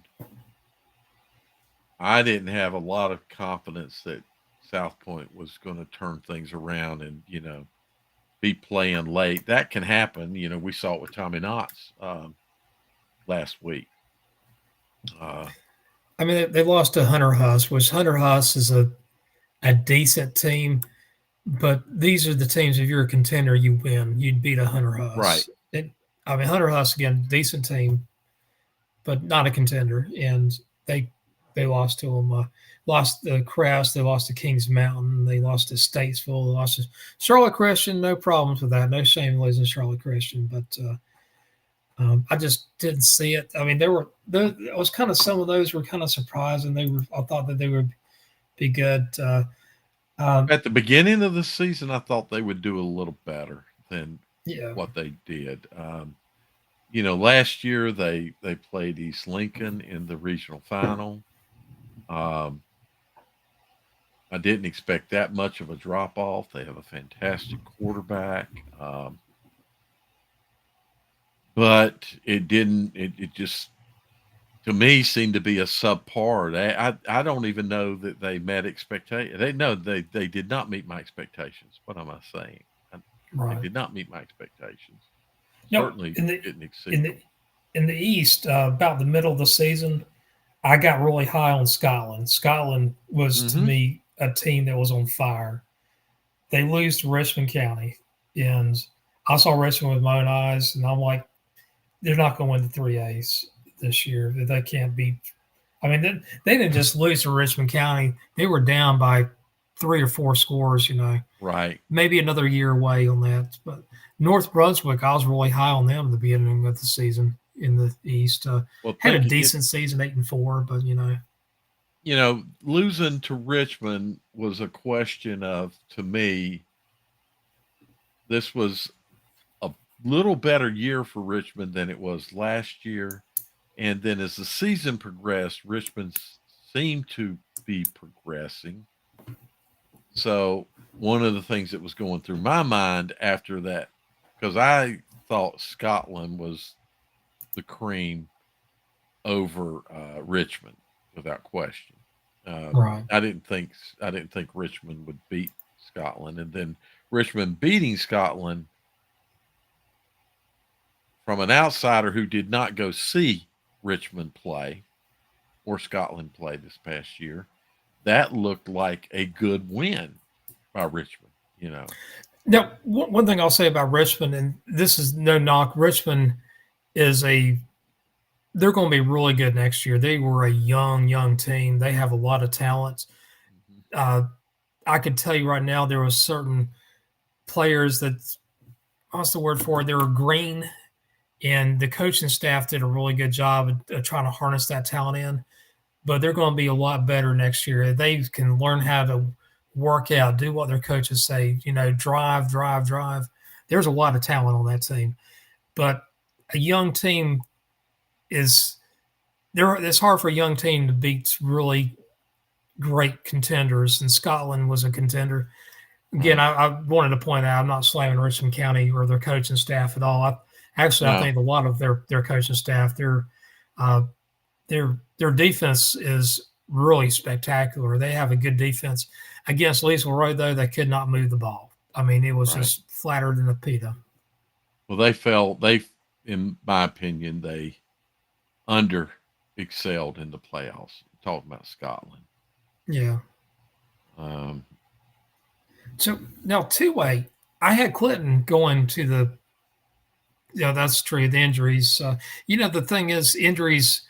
Um, it, this is going to sound callous, but it's almost like next man up in a lot of ways. well, Um, it is next man up, and typically it is okay. So I'm saying the same thing, but I need to clarify how I say it. You're right. It is yeah, next man up, and typically it is next man up for South Point. Uh, Injuries are always a part of anybody's program. Uh, Rarely do you go clean even into the start of the season. Uh, you may have more to key players than normal, but you also, South Point has always proven to have depth and an ability of people to step in and play. right. So, I don't know. I mean, that may be part of it. We'll see. We'll see. Next season will tell us. And, the thing about it was lower depth, lower numbers now. You might have to Hmm. take somebody that's got injured off on offense, take a defensive sub, move them to offense, and all of a sudden you have lack of depth on the defensive Yep. side, and it catches up with you. I mean, sometimes you'll have No, players no playing question. both ways, We have and less kids playing ball now. yeah, That I gives mean you it's more less of a bodies. it Yeah. is more of a challenge for coaches now. Now going to two way, it did not surprise me at all that Clinton made it to the championship. They were one of my favorites. I think after week three, I didn't see anybody coming close to Clinton. Agreed. Agreed. Reedsville surprised me. I saw teams like Monroe, Shelby, Forest Hills. I thought Reedsville was better than Salisbury, to be honest with you. I thought, you know, who knows outside. I mean, Bunker Hill, that was Bunker. I mean, Reedsville and Bunker Hill played going in the season. I didn't have Bunker Hill in there. Bunker Hill was a very neat surprise. They had a bit of a surprise. Yes. For me, I projected Monroe and thought from early in the season, Monroe. Uh, Going into the playoffs, I felt like Shelby had opportunity, but I had Shelby losing to Monroe in the playoffs in my projections. Um, so both of them being somewhere in the mix was always a point. I never count out Reesville, Yeah, but I mean they're the gold standard, one of the gold standards in exactly, 2A. exactly. But I didn't put them above those two programs that I just mentioned. And then looking at the brackets and the way the brackets laid out, I figured Reedsville would make it have a real good shot, excuse me, of making it to the playoffs. So And not. just kind of let you know, at my beginning of the season, I thought it was going to be Wallace Rose Hill versus Monroe, and Hmm. Monroe went out in the third round. Wallace Rose Hill went in the second round. Wallace Rose Hill had a tough season this year. They were eight and They four. exactly I thought they would do a little better. Yeah, they played a Certainly. brutal non-conference schedule. I mean, they had to Right. play. They played Clinton, got blown out, lost a close one to Havelock, and I think they lost to, it was either Ashley or Laney. I think it might be Laney. They lost to 4A Laney team, and then But they, Wallace Rose Hill is a program that I most times give stock. oh yeah, they give extra credit without knowing much about them. They still get extra credit in a oh yeah. I mean, they play Southwest Onslow. They play James Mhm. Keenan. They play East Duplin. East Duplin's become one of my perennial favorites now. Now East Um, Duplin I I projected them to do well in the playoffs, and they did. Yeah, they did Uh, fine. so yeah, they're one that I may be thinking a little more about. Let's see what else Des has to say here. Yeah, I think he's right about this. I think the Uh huh. depth has become an issue.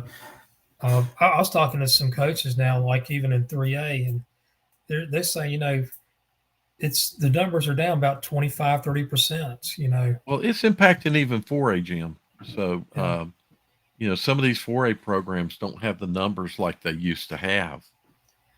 They may I still talked to have one. good numbers compared to 3A and 2A, but they're not the kind of numbers that they had, let's say, 10 years ago, 5 years ago.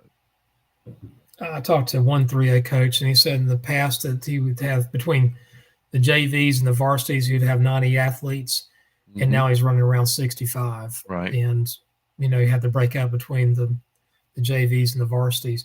And some coaches would just be happy jumping up and down with those numbers. Uh, I will tell you what, I went to Page earlier on this season. I counted the number of players dressed out. It was like not much more than 30 on a varsity game against Northwest Guilford, a conference Hmm. opponent. We're talking about 4A. Page is a historical name. They're a historical program, and they had really bad numbers. So, Jim, when Bruce Harden was at Providence, um, that was back in the early 2000s, early mid 2000s, they had, I remember one year they had 130 kids. 130. Uh, when we finally got our numbers up at Olympic, we went from when my son played as a freshman, we had 18 on JV and about 32 on varsity. And then that program got up to right around 100. Just letting you know where numbers used to be for Right, programs. Um, I think Charlotte Catholic's numbers aren't as impacted as much as what we're seeing in some places. But there's a program that you would see over 100 players right, as well. But now I don't know. They're probably not as impacted as much, but the other schools, without question. So it was not uncommon to see a varsity team, dressing 50 players, and that's because there becomes a number that coaches don't want to have more players than that on the sidelines because you right. have to manage them. If they're not going to play, why have them on the sideline? But now, I'm not seeing those kind of numbers. No, I think there's a lot of reasons behind it. So that's a different story for a different year. I hope. Hopefully next year we'll see more numbers. I don't I'm think so. I hoping. think, if anything, we're going to see less because, I think you are too. I just and the reason why, if you look at the pipeline, look at Pop Warner, look at the middle schools, you're not hmm seeing the numbers. I've actually seen middle schools basically consolidate with other middle schools to have a middle school football team. right. Well, the numbers are being hugely impacted by the uh, head injury Right. concern. And that's why I think we'll see this number gradually get smaller. So I don't want to see that, but anyway. looking at 1A though, Mount Airy and Tarboro were exactly the two teams I thought they were going to meet in Exactly. the All preseason. year. All year. I Exactly. mean, and with the East, it was a pretty easy thing to pick Tarboro. I mean, it's not a safe thing. It's just it's Hmm. using your brain type of conclusion. Now, 1A West, I'm not going to say that there was a 90% chance that Mount Airy is going to get there. I'd say it's more of a plurality. There was probably more like a 40% chance that Mount Airy would emerge. I mean, Right. you had a lot of good teams there. You had Robbinsville, you had Mitchell, you had Mountain Heritage, you had all kinds Oh, of teams that could Swain. Swain, yeah, Yeah, Murphy. you had a lot. You had more contenders Oh, without Thomasville, question. Thomasville, Thomasville, Eastern exactly. Randolph. I mean, all kinds of teams. I mean, Drawn was kind of didn't have a great team this year, but they were up in the beginning of the season were in the mix. Yeah. But Mount Airy was a team that I just saw that was going to be great, and their defense. I mean, I forgot how many points they gave up in the regular season. I think it was like 25 points. That wasn't big. I mean, you can play a lousy schedule and you still give up 25 points. You're in the whole season. You're doing pretty darn good. That's right. I mean, it just takes a couple of players to fall down and someone busts for a touchdown. So, um, Yeah, because 1A is just that, and I mean, there's just so many little factors that can impact in 1A because you do have less 2A. I mean, you have more two-way players going right. in those games too, and so many little things can impact. But Mount Airy and Tarboro were my team from week one. So let's rank these four games we're going to play they're playing this weekend. Let's look at competitiveness, how close the margins are going to be. I Mm-hmm. think 1A, 2A, 1A and 3A to me are really close. I think the same thing with 2A. I think 4A is going to be. I think Weddington has a little bit of a separation. You agree or disagree with that? No, I agree. Yeah. Now, how about for just pure wanting to see smash mouth football?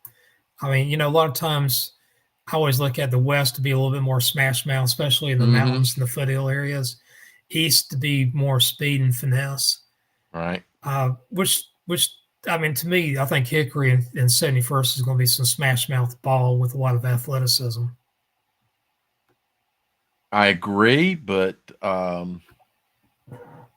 depending on how much physicality you want to see, you'll see a lot of that in the 4A game. You'll see Right. a lot of physicality in the Oh yeah, 4A that's game. true too. Yeah, that'll be huge. That'll be physicalness on another level. I think is what you're going to end up, what you will see. No disrespect to the other teams, but the just a different. It's a different animal that's playing there. I wouldn't be Right. surprised, for example, that Weddington could beat some maybe some D3 teams. That wouldn't surprise me. They can You know, compete with some D3 teams. They look like a D3 right. team. Oh, I agree with you. And let's look at the eight teams that are left here. Mount Airy is a name team. Tarboro, name team. Clinton is a name team. They've been to the state championships many times. Reedsville definitely won. Uh, 71st used to be a name team. They're kind of fallen off the radar Yeah. over the years. Mm-hmm. Hickory has they've won a state championship. They used to dominate in the Western North Carolina High School Athletic Association. They Right. left after the 67 season. They haven't really been around. I mean, to me, that 3A game, could we eventually have a rivalry between a 71st and a Hickory that goes year after year after year? But Hickory has a lot of good talent coming up. they end up the only problem with it going year after year after year is well, I don't want to say that. I think it's harder in the West to be able to get back there each Oh, year. yeah. But then the same thing was true in 4A, and look how many times Independence did it. So Oh, yeah. Independence did it 7 times. Butler did it three yeah, out of four and times. Mallard Creek. Mallard Creek got there. So yeah, I know it can be done. Yeah. Um, it just seems like we wouldn't see that as much as like what we see in 1A, in sometimes in 2A. Right. Uh, but yeah, I think Hickory. I think you can probably pencil Hickory in as a contender for each year that Joe Glass is there. That's what it's looking like. And it looks like he's got a really healthy pop line. So Yeah. I like that. I also think it's going to improve teams around him. I think this is going to make Statesville better. North Lincoln better, East Lincoln better. Uh, there's there's a lot of teams that that jump up the game. I'll be honest with you. I imagine Hickory's better because East Lincoln showed that you can win a state championship out of that Right. conference. Yeah. East Lincoln did a. I mean, after done, you say, was it really that spectacular? But as if you look back on it and how we thought about things as the season progressed, it really was. Um, Right. and they, And go ahead. I was just gonna say they had a tough fight with South Point just to get out of the West. So very Right. impressive what they did. So yeah, that kind of stuff does say, look, it's not just these other guys. It's not South Point. It's not just Crest. And though Kings Mountain can't seem to get there, they're always in the mix. Right. It's us too. The thing about 3A though, it always seems that just west of Charlotte's in the, I'm not going to say the foothills because I don't really consider them necessarily to be. Maybe it is foothills, but East Lincoln, Hickory, South Point, Kings Mountain, Crest, they seem to be the dominant 3A programs or the Right. most voluminous on that. Look at the east parts here. Uh, 2A, 3A, 4A, the southeastern North Carolina. You got Clinton, Sampson County. You got 71st over in Cumberland County, Hoggard over New Hanover County. You know what? That southeastern area there, they haven't had that many besides Clinton Right. make it to the state championship. I mean, you had a New Hanover that went there, I think, one or two times. But I mean, can we see a region that start dominating football, like kind of like Mecklenburg County has in the past? One thing I want to say is you just to maybe pipe in on my thoughts of is East Lincoln and that area of foothills. It's hard for me to call that foothills. Yeah, it is to me too. They're This is kind of close to the foothill. They're Western closer. Piedmont. We'll call it Yeah, Western they're Piedmont. exactly. They're closer to foothills than I am here in Charlotte, Yeah, but it's still. I'm gonna check elevation just to see what elevation maps it's can no do. man's land. It's. Well, I think there used to be a Western Piedmont conference with Mooresville and Charlotte Catholic back in the Hmm. mid '90s. It was a 2A team, 2A conference back when Mooresville was 2A. So I think it's about as I don't know, maybe even as Shelby and all might be closer to the foothills maybe than Rutherford County is kind of the foothills. Maybe well, Rutherford oh, County. You're actually climbing now. You're yeah. climbing some mountains, and you're next to Um, Black Mountain. Um, Catawba County, maybe the western part of Catawba, you're getting closer, but maybe not there. I'm gonna say Old Forts or maybe Morganton. Morganton's not in the mountains yet. You're getting higher. right. So if you're as you're going down 40 and you get to Old Fort, Uh, at Old Fort you start going up, and I mean you really note an a change in altitude starting at Old Fort. So have you I ever would been to the Carson House by chance? Over uh, in Marion, it's a I have historical place. yeah I've been by it. I haven't been into it. My great grandmother lived there or no, it was my great great grandmother lived in the Carson House when she was Oh growing up. really? Uh, Yeah, it was funny. I went there about 10 years ago, and I kept on feeling a sensation of somebody. It was in the summers. I was wearing shorts, and I kept on feeling some like a kid that was pulling my leg hairs. And I, uh, looked around, didn't think much of it, and I thought it was my daughter, and she wasn't in the same room. And someone just said, just out of curiosity, has there been any sighting of any paranormal activity there?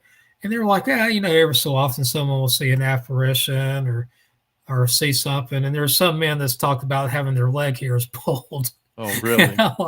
I'm like, oh wow, I Wow. feel entertained. I've been to Marion a number of times, but I've never been there. I've been by it, but never been in it. Uh, So that's uh, wild. That's that was pretty cool. It made me think twice. But fun. so I want to see football all over the state. Like I want to see Wake County compete with Mecklenburg County when it comes to that. Yeah, There's cultural issues though. Football, Wake County is just not as strong. Not going to be any strong as Charlotte. It's going to take probably 15 years to build it up, or 10 years at least to hmm, build up the mentality. I think it's coming. You got guys like Martin Samick that's been there over in he was at Rollsville, now he's in Corinth Holders. You got a lot of good coaches over at Leesville Road, and I have a new coach in Rollsville and Gardner. I mean, there's a mentality that I like seeing. I'd like to see it, kind of go over into Durham County. Orange County is a lost. It's lost. Orange County is not going to be anything in you think football anytime soon. you don't think it'll ever? It's no. It's I think you have more chance of seeing smoothie bars over at the football stadiums than you do a hot dog. Gotcha. What about? So So I would also like to see. Well, there's several things I'd like to see. I'd like to see Cumberland County back into a constant mix like it used to be. right, Uh, Certainly, I don't like the fact that Richmond has fallen off. I'd like to see them find their way back into being a not just a a state power or an eastern power, but I'd like to see them get back to where they're spoken about regionally, in the country. Um, oh yeah, uh, Cumberland, uh, Richmond County. I wouldn't mind. A team that's or a location that's really fallen off. I think for a good chunk of time is Anson. Uh, yeah. I'd like to see Anson, and then really to the county left of me, Gaston County. There used to be a time that you used to talk about Ashbrook, and so I'd like to see programs like Ashbrook find a way to get back into a bit of a prominence. I think South Point's always going to be in some kind of discussion. They might have more subpar years than they've had in the past, but I believe they will also have uh, those championship type years as well. I think the best team in football this last year in Gaston County might be East Gaston. Yeah, so East Gaston had a really good surprise this past season. Had a record season for them as far as wins were concerned uh, in the regular season. And in my memory, the best season since 2007. Right. And that was one of their better seasons in history. So that it was a good season for East Gaston. The question will be, can they? Well, could they build on that? Not rebuild, but build on that this season, or can they even match what they did this season next season? That's to be seen. Can you sustain it? I mean, Yeah, and Hunter Huss is another program I'd like to see Gaston County be something other than South Point. Um, I'd like to see Gaston County have more mix in the into play. I like to see Asheville. I mean, teams in Asheville, AC Reynolds and Yeah, Black Mountain Owen. I mean, over Swananoa. I mean, yeah, they've fallen off the radar. yeah. They have. Yes, they have. Uh, that's a nice area too. I don't know if you've Yeah, it's had going enough. out to the Echo Valley area. It's just gorgeous. Yeah. Uh, just thinking about that area. I don't know. Then as you swing back, you swing back down through Lincoln and Iredell County. I personally, I'd love to see all teams do well, but if just for some reason I want to see more come out of Gaston County than what we're seeing. But of the counties, it's to me, it's a bit of a shock that Union County's doing so well. Um, Cabarrus County, the counties that touch Mecklenburg County, benefit from the population of Charlotte. The job opportunity, et cetera, with the populations living in these touching counties. But we're not seeing it impact Gaston County with football. I don't understand that. Their population is increasing. And it just may be that it's just the wrong time with people getting out of playing football, that the growth, the population growth is taking place that could help them. So, Something about Gaston County. Maybe I'm wrong about this, but when I was growing up, I always thought of Gaston County being kind of an older feeling town for some reason. I mean, maybe it might just be my mindset about it, but you go to Cleveland or go to Shelby, go to Gastonia, their downtowns just maybe it's a lot different now, but their downtowns just didn't look very vibrant. mm-hmm. It's like going to Reidsville or wherever, but you go to places like Kannapolis downtown's a lot of fun. Concord's a lot of fun downtown. Right. A lot of things to do. And then you Uh, get places like Albemarle, and Albemarle just sucks. I mean, that's where I'm from. I mean, their downtown's been the same way for 50 years. you know what? Your statement is fair concerning Gastonia. It certainly is. Now, some areas that counter that would be Belmont, for example. In Yes, Gaston County. Belmont's pretty. Belmont is very much taken to the culture of businesses, It's a uh, commuter home. I mean, commuter community home. micro breweries, and various restaurants and eateries and gathering places are popping up that are popular. And It reminds me a little bit of a Cary, to be honest with you. yeah, maybe. Yeah. So they've got that. Whereas you get over into Gastonia, you don't have that.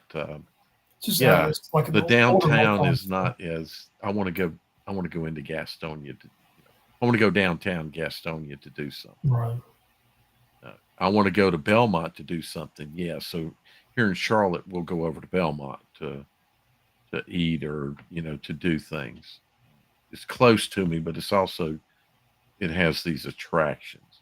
And Mount Even Holly is starting to get some of that too. So tell you what Gastonia reminds me of is Burlington.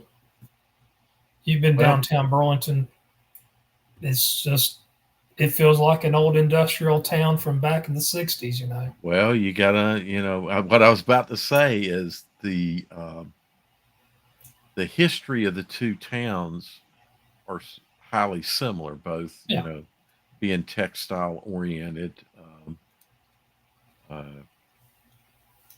and the textile factories up around them. So, yeah, there's a lot of actual similarity between the two, and they have not, they really haven't transferred themselves out of that right. as an Go inner go city.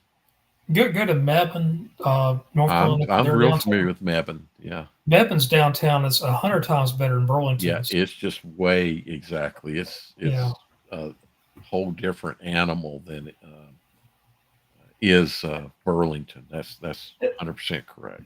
and that's the thing. If you want to attract people, you got to have good schools, you got to have opportunities, you got to have entertainment, and you got to go to have places that are open for people to have Yeah, a to go life. to exactly Yeah, to go to, to and it's spend a just little time out. Exactly. yeah. It's Well, Dale, I think we've talked about everything under the sun. I know we talked about yeah. basketball with Coach K and talked about Burlington and Gastonia. I'm starting to lose my voice. Everything in between. Yeah. So, you gonna be in Chapel Hill? You think? Maybe, possibly, probably. Um, I don't. Unfortunately, I cannot make the Friday game. I know that. Gotcha. My project that I'm working on is just requiring too much of my time. I'm working with a guy in Dallas, and so I'm having to spend a lot of time when he's there. His abilities aren't quite what they should be, I think. So I'm having Right. to do a little bit more to get that particular project completed. So I'm not going to be able to get away from my sitting here working in time to get up there for that Hickory game. I'd like to. But Oh, last week I was called a said I was biased because I picked Hickory over Dudley, and I mean I had some had this one person that just I mean one person was really playful banter, you know. I said I respect him. Another guy said, "What do you expect? All these people are biased for this reason, or for Hickory." And I was like, you know, I haven't been this the town limits of Hickory in 25 years. I bet you. Uh, I go to Dudley once every couple years. Love that stadium. Tarpley Stadium is one of the best places to go. Thank the world, their fans, their coaching staffs, and all that. And you know what? As soon as you tell somebody that you pick Team A, they automatically, instead of saying, well, they're picking Team A, they're really saying they're picking against Team there, B. yeah, you don't like me, is what it is. Yeah. I mean, go So cry me a river. I mean, that's the thing about it. exactly You get people that get all upset when you pick up against their team, or if you don't have their team ranked in the Elite Eights, like you don't know anything. I'm like, right, whatever, dude. You're taking yourself way too seriously. exactly.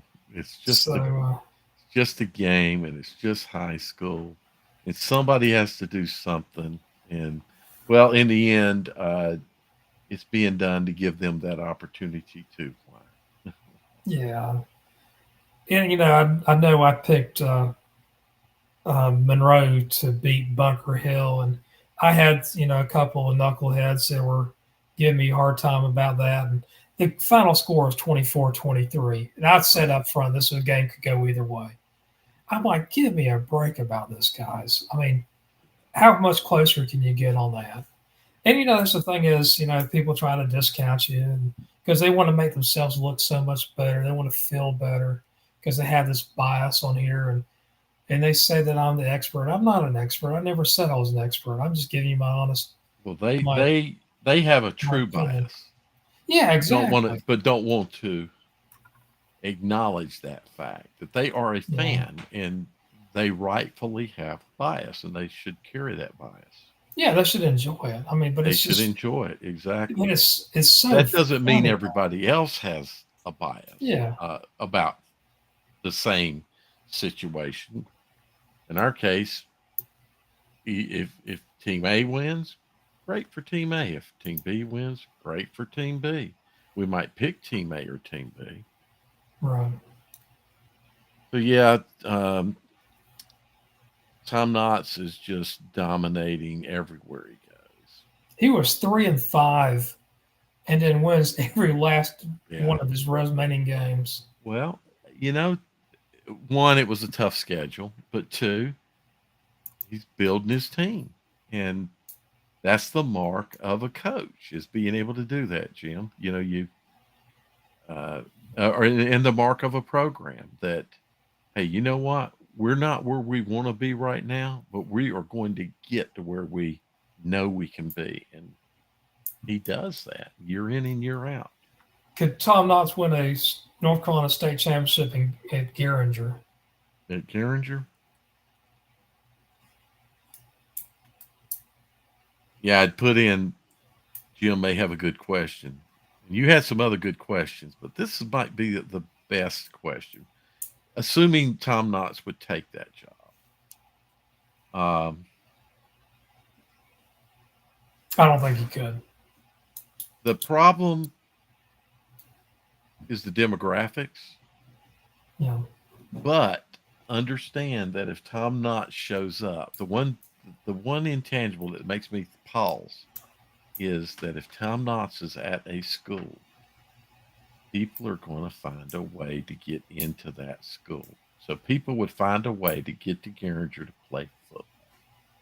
Uh, Even if they had to go live in the Garinger district where they don't want to live, They're not living there now.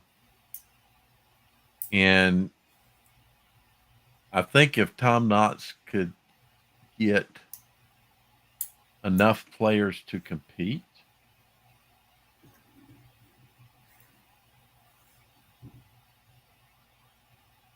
it's going to take him longer. He when he took over Independence, Independence wasn't a horrible team.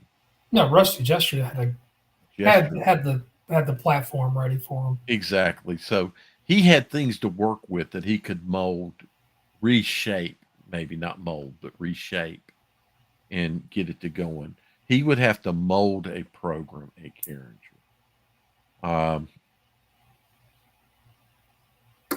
I think you know what I'm gonna say. The probability is I don't know where you would put the probability, but you know, the probability is 0 to 1. Um, I'd give the probability a 0.5, Oh and wow, yeah, the you're reason I give much it so higher than high. mine. Say again. Yours is much higher than mine. Yeah, and the reason, and I figured it was yours is probably down about 0.2 or something like Yeah, that. exactly, point two, exactly what it is. Right. So, and the reason my probability is higher is because I do believe you would have that I'm going to get into that school syndrome to go Right. play for him because I know he can win, even though they don't realize how hard the task is. And that would bring in the players that they don't have. Uh, I mean, there's a lot of Tom Knotts wouldn't take the job. Not that he maybe not would not take another job in North Carolina. He wouldn't, but of the CMS jobs when he was looking for jobs, that was not one of the jobs he named on his list. He always said Myers Park was probably the best place to go coach. That's a nice Um, one. Now, how about and someone like Cam Newton? If he ever came back to Charlotte and I he don't wanted know to that be a Cam head can coach, coach. See, the thing is, I don't know if Cam can coach. Not all great players are great coaches. right? I agree with that. Um, We've seen that over time and again. right, exactly. So I don't know if Cam Newton can coach. I'm not even. I'd give him a chance though. Oh well, certainly if he came back and said he wanted to, I'd say sure. Uh, Come on the over. thing is I don't even know how good. I imagine he would be a decent quarterback coach at least, but as a position coach, I'm not sure. I'm not sure that some of the best players that have played could teach their position. I think they've had to have a lot of help. But Could you see him assembling a staff? could I see him assembling a staff? Again, I don't know because Yeah. not having worked with him, I don't know what kind of people he would pick. Would he be smart? Tom Knotts could assemble a staff. Yeah, Could Cam Newton assemble a staff? it's hard to tell. See, Cam might get some of his NFL buddies, and that's not necessarily a good thing. That just Yeah, because a guy played in the NFL does not mean he can you run a think program.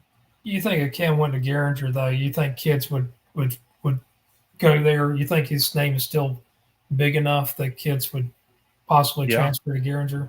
I think that if an article was written that said Cam Newton has been hired as the Garinger football coach, there would probably be kids that were not at Garinger that would be at Garinger.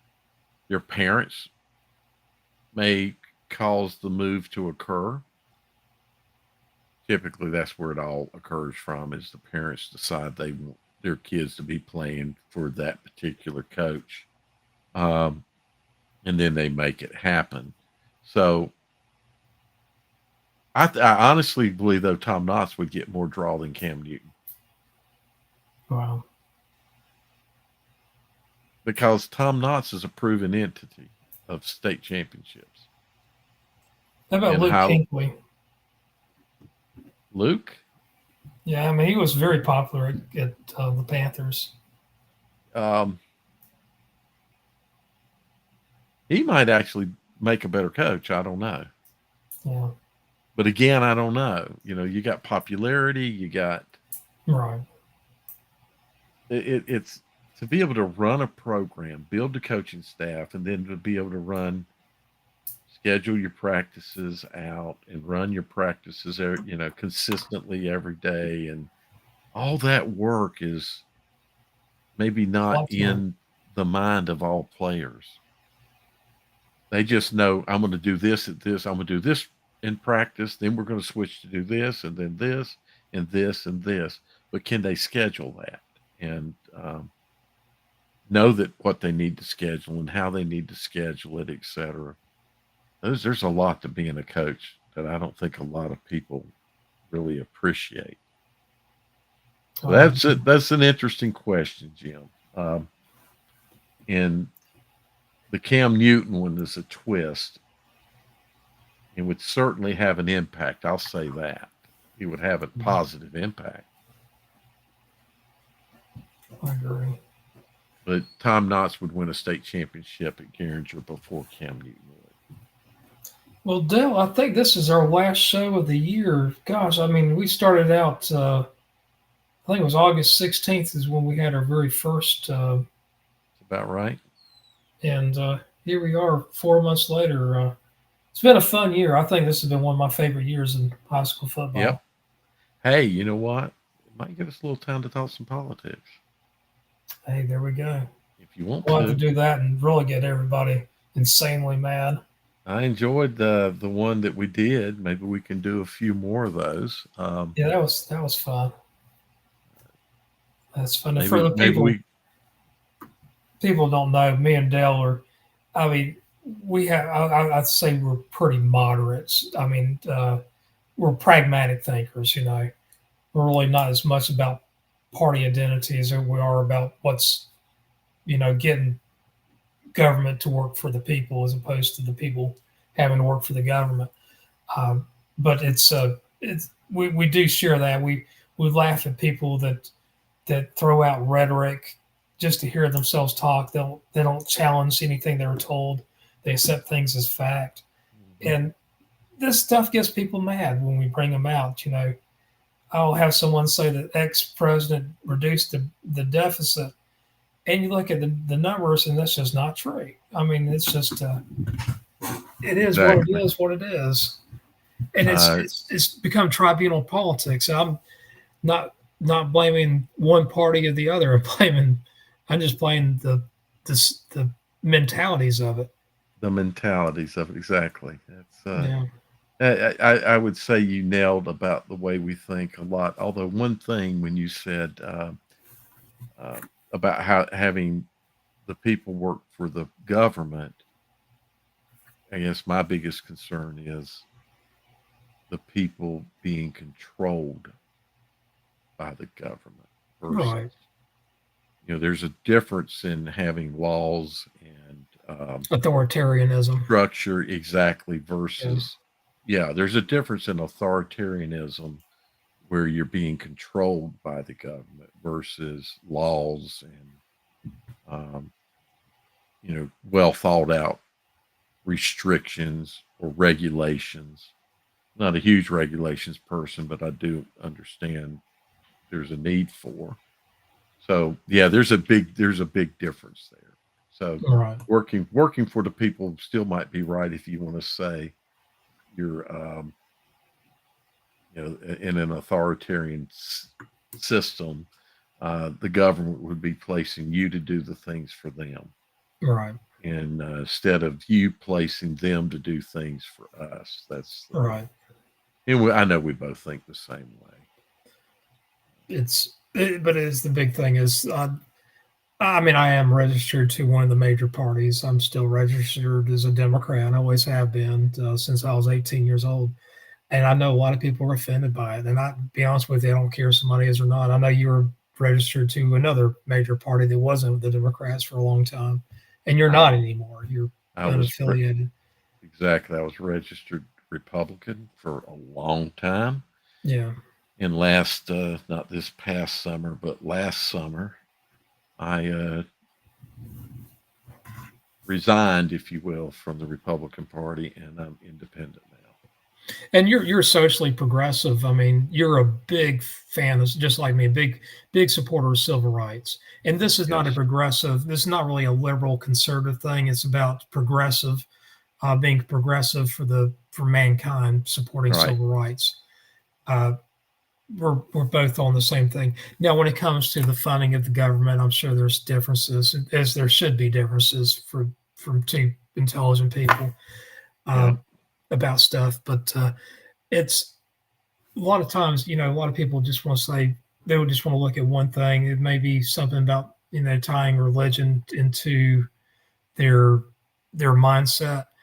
Uh, and I have no problem with people advocating religion as long as it's not justifying for a bias. I'll have people say, "Well, I don't believe in giving handouts. I believe if you need to, uh, if you want to get somebody to fish or to um, get somebody to have fish, show them how to fish." And I'm like, that's easy to say that to at words, but tell that to a 4 or 5 year old that doesn't know how to fish, doesn't have a Exactly. See, one of the things I feel strongly, Jim, is that a government is for the people. yeah, And that's why we have a government, is so that us as a people have what we need and want. And that also includes that a government, part of our being is our being and our right, wellness to our being. And the government, you can call it socialism if you want to, um, but our government should take care of us. That should be the reason we put a government in place: defend us, allow us to have our civil liberties, protect our our freedoms, rights. our freedoms to exercise those Yeah, liberties, to have equal justices amongst everybody, and to be well off, and right. which means, yeah, uh, like health care, should be, I think, should be a natural thing that all humans should have a right to health care. Um, I, I strongly believe that, and I believe that's what we put a government in place for, as part of our, fund a defense so that we can keep the bad guys out from, you know, taking us over with authoritarian control, but at the same time, make our people better off. So, yeah, It's that progressive word sometimes is real dirty word with people, but it's not with me. I mean, look Uh, at one of the best Republican presidents ever was progressive Teddy Roosevelt. uh-huh. Actually, I don't think you find a more progressive president in the 20th century than Teddy Roosevelt. Maybe FDR, but I think Teddy wins. To be honest with you, Right. But the thing um, is that people look at this progressive label, or they treat it as a label like they do. You know, I don't know where the communists are in our government right now, but apparently we got a bunch of them.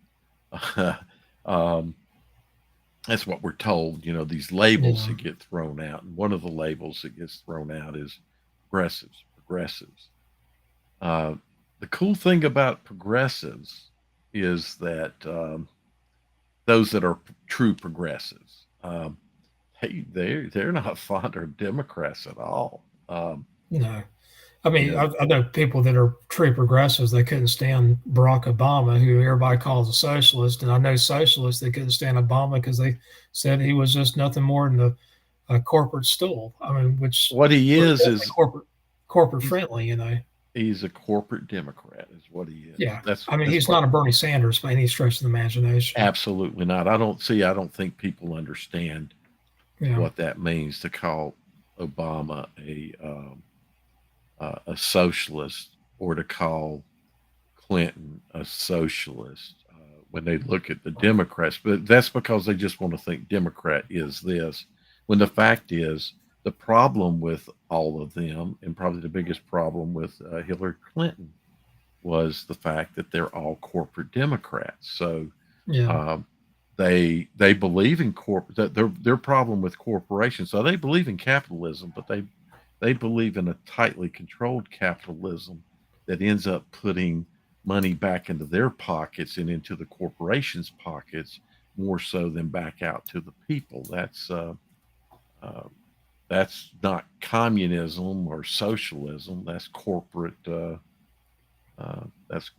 control of cronyism things. almost. Cronyism. Well, you know what? Cronyism is the right word for it. It really is. Yeah. It's really right teetering on that. So, And the thing with me though, I probably maybe align a little bit more towards the Hillary Clintons and the Bill Clintons than I do with and the Barack Obamas than I do with the Bernie Sanders.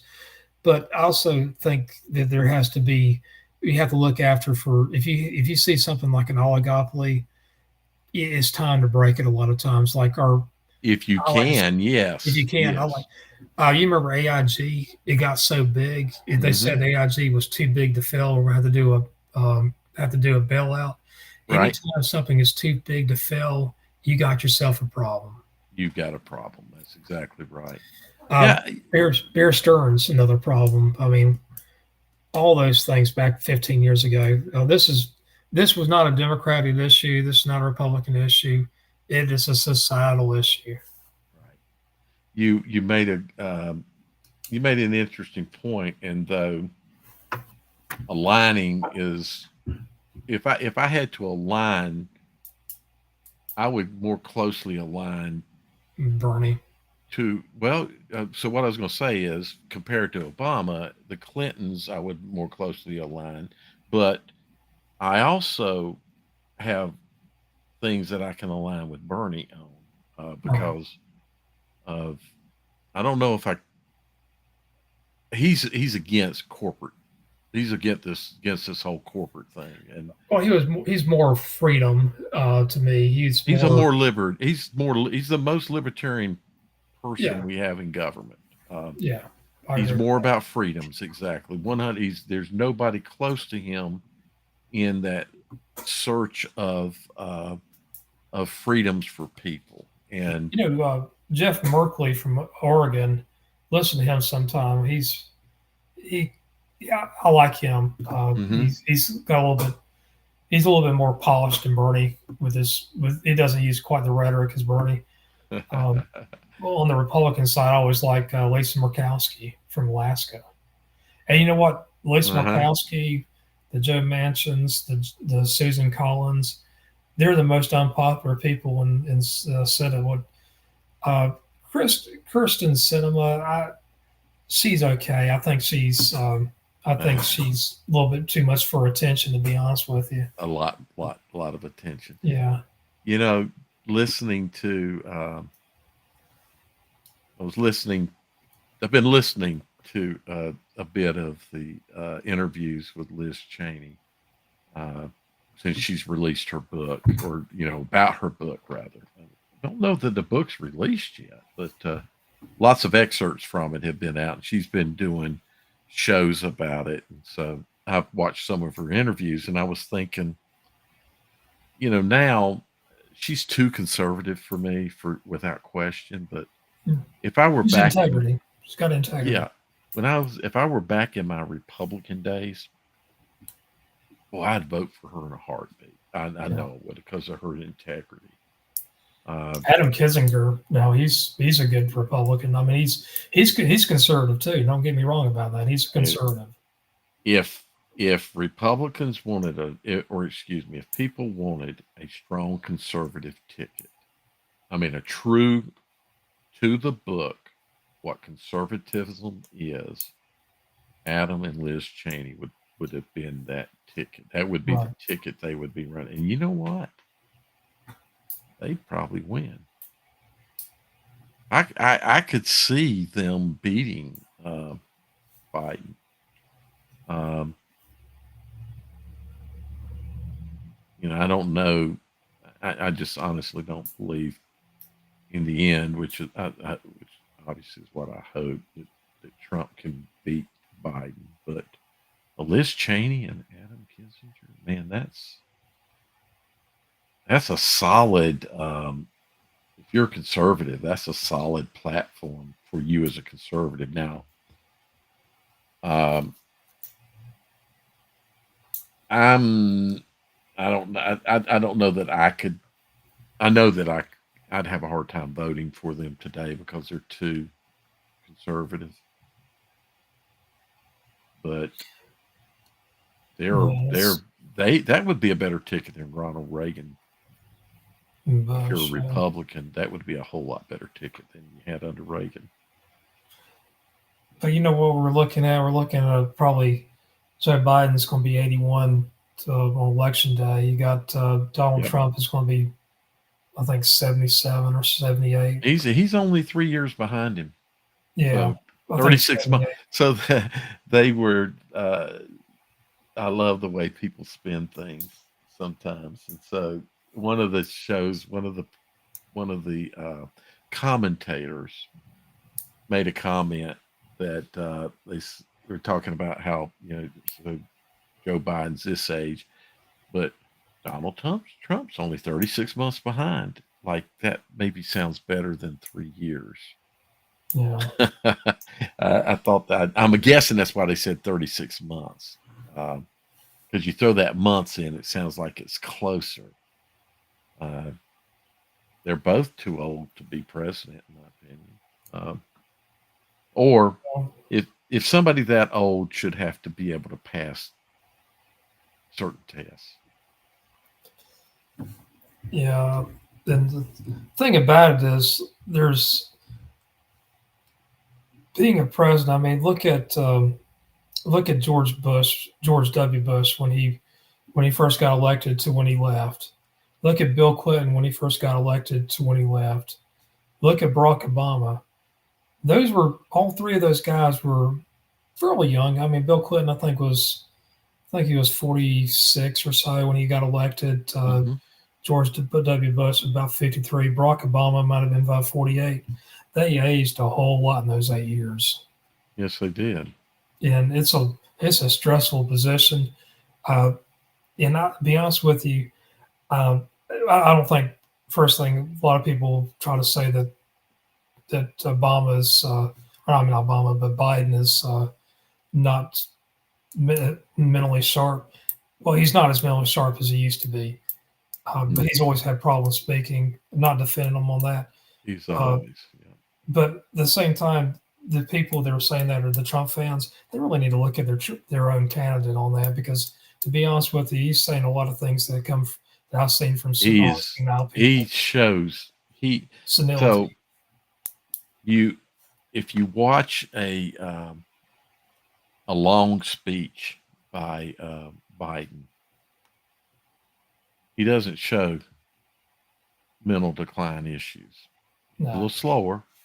He's always had that speech and his stutter. He's right. always had that, but he's still throwing out sharp words and keeping it together and speaking at a level that is definitely uh, he doesn't over talk his audience as far as words that he uses, but he's still his vocabulary is probably 20 to 30 times larger than Trump's is. Yeah, Um, and Trump's showing distinct issues of mental decline. You watch one of his speeches for uh, to say the same amount of time, watch 30 minutes of talk. Or I noted this with the State of the Union. I watched the Biden do the State of the Union, and I was like, wow, the man spoke for an hour, and I didn't see any lapses or he had a couple of stutter points, but you're going to talk for an hour in front of people and you think you're going to get it right 100%, yeah, you just can't do it. you're not going to do it. But then you can watch 5 minutes of Trump talk and he's lost it. So you're right. I think they do need to look at that. Now, that's not to say that I think I'm not defending Biden by any means. I think I'm concerned that he could face, and what I think what should be required before you run, before you're able to run Right. especially at that age, you need to go through a true evaluation of your mental capacity at that point to see are you entering into dementia or other things. Uh, and if you're at that age, you most certainly should. If you're above 70, uh, you most certainly should be able to pass certain tests. But then, Yeah. Jim, you know what I think? I don't know why we don't have this, but I do believe anybody that holds federal office should be able to cite, at a minimum, the Bill of Rights. At a minimum, to tell you what each amendment is. Right. To state the amendment, and not you don't have to read it word for word, but state the amendment and its purpose. And really, I think anyone running for federal office should be able to state every amendment and its purpose. You don't have to go into extreme detail word for word, but state the purpose of it, or at least the purpose of why that amendment exists. I mean, Um, the 10th Amendment to the U.S. Constitution is something nobody talks about, but has been used over and over mhm. and over. And you know what the 10th Amendment is, Yes. I'm sure.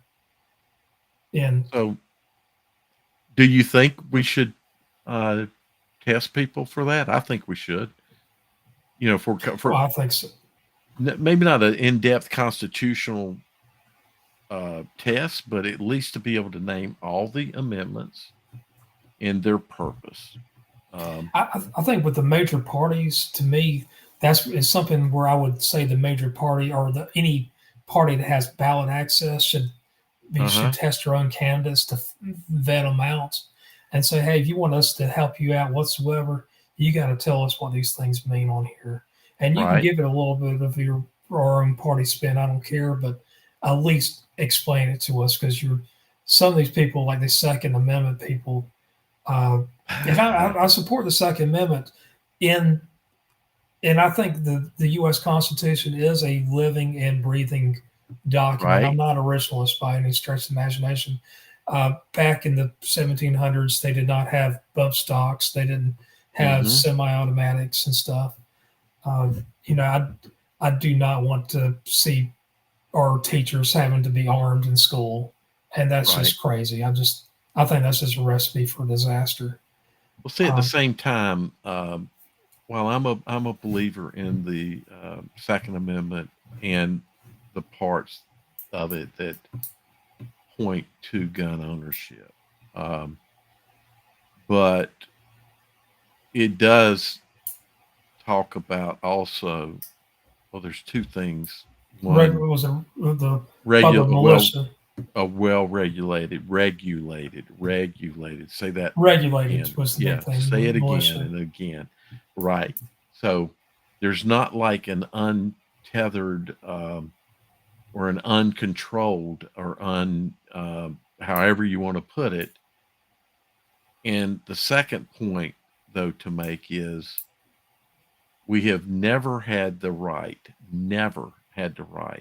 to completely own every weapon that the government had. Never in the right? in the entire history, you know, you didn't have the right to own everything. So, see, for me, while I'm even a believer in um, you should be able to own an AR-15, even. But what I do believe is that there should be far broader background checks than what we have right now, especially for an AR-15, but not just especially for all weapons. Um, Yeah, I want guns for hunting. I've owned I actually own a couple of shotguns now. Got a 12 gauge and an old hmm 410 that I got when I was a kid. Uh, I got those guns. But the thing about it is, I don't necessarily need a semi-automatic or or Well, AR-15, but I'm fine if somebody else needs it, I as long say, as you have the like you said, like I so think a what are you, mental test or emotional test or something needs to be done every so often. Well, I think I'm not against certain red flag laws either. Um, Yeah, but why should you have the right to own an AR-15? Well, as we approach closer to a civil war, and you have someone come to you and your family yeah, who knows that your leanings are not of their leanings, you might want to have that protection. yeah. That might become the time that you want that for your family. Right. Uh, Yeah, so for protection, I'm fine with that. yeah, so that's a protection that's coming. The original argument that I would have about it was is to protect us so that we can defend ourselves, and people still use this as a statement to defend ourselves against the government. Um, if the government decides to, um, well, as what looks like could happen, um, if we get authoritarian control to take over, um, which, if you look at popularism that's happening, this is a real distinct possibility. And that popularism, that popularism, popularist candidate, it's all similar type candidate, populist candidate elected to his office back almost 100 years ago, um, a little over 100 years ago. Um, there would be a need there, but as it turns out now, if that happens, there will be citizens that are willing to take up arms in militia against you. Um, so, Jim, 15 years ago, that would have been less of a concern in my mind, but now today, Yeah, the rhetoric's oh, so ramped up. yeah, exactly. The rhetoric is so ramped up, and there are so many people out there willing to harm their, you're vermin. You know that, right? Yeah, You are vermin, and you are going to be rooted out. You are one of the ones that's going to be rooted out. you're one of I'm them evildoers. exactly. I'm one of them ones that will be rooted out, and um, You don't look like us. You don't think like us. You don't talk like us. exactly. And you want this for them, and this for them, and this for them. Oh, So I'm sure there's somebody this might be listening will hear this and say that we're just socialist evildoers that we're want to communists. promote all kinds of sins and the moral Sodom and Gomorrah. Exactly. What happened to my? Oh no, it still looks okay here. It doesn't look good in Oh, OBS, but you're exactly right. There, if anybody watches this long, there's actually some people watching right yeah. now. And I hope they enjoy it. I mean, it's all good here. I have friends that are Republicans. I have friends that are Democrats. Uh, I I don't, I have I have a pretty wide variety of friends when it comes to politics. And you know what? The big thing is just acceptance. I mean, accept that people think differently than you. Don't yeah, worry about it if somebody doesn't think exactly like you do. But the big thing is just be respectful about it. I mean, just because somebody's a Democrat or somebody's a Republican doesn't make them an evil person. it doesn't. No, I don't think doesn't. I don't think my political beliefs define me. No. Um, Um, but you see the problem that's occurring. One of the problems that's occurring is this nationalism, yeah, and as such, um, that really does define some people. I mean, it's literally replacing their religion. you They're remember repl- back in I think it was about 4 years ago they had Mhm. some type of conference. There was it was basically a gold statue of Trump and all the a lot of these people. It was like the CPAC or whatever. I forgot what it was called. They were all kind of like posing next to this. It was basically like the golden calf, you know. Right. And I'm like, you know, there a lot of times people forget about like worshiping false idols and stuff. It's one of the Ten Commandments. Um, Well, and the commandments to me are a little bit.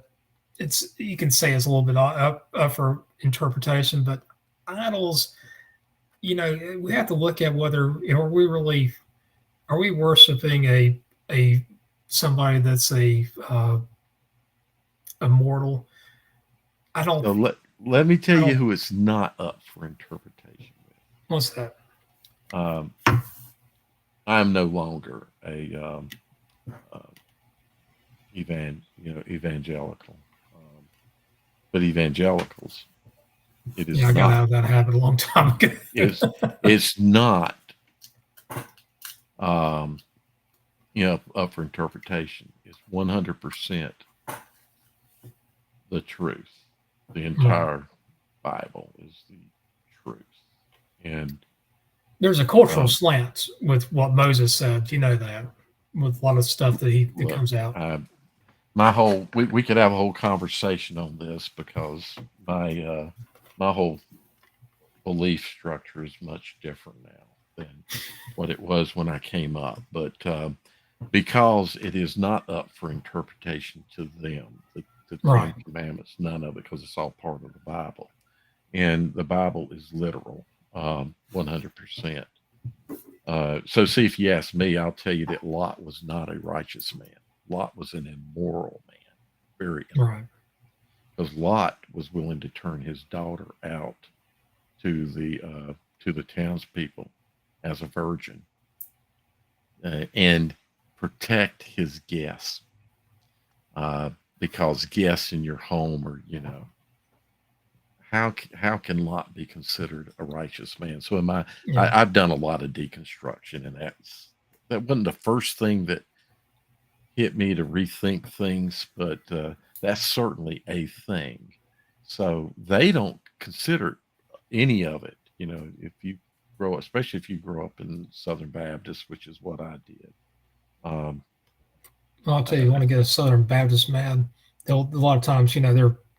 I'm not going to say everybody, but there's a certain faction of Southern Baptists. They're very anti-LGBTQ community, and they'll start saying they this Adam all and are. Eve, not Adam and Steve and stuff.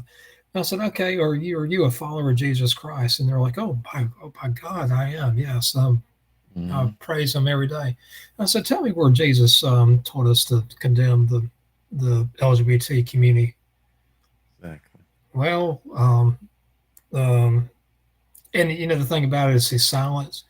And there's a lot of things that people really need to follow Jesus's, and I mean what's written in the Bible about him, because he was silent about a lot of things that just really don't matter.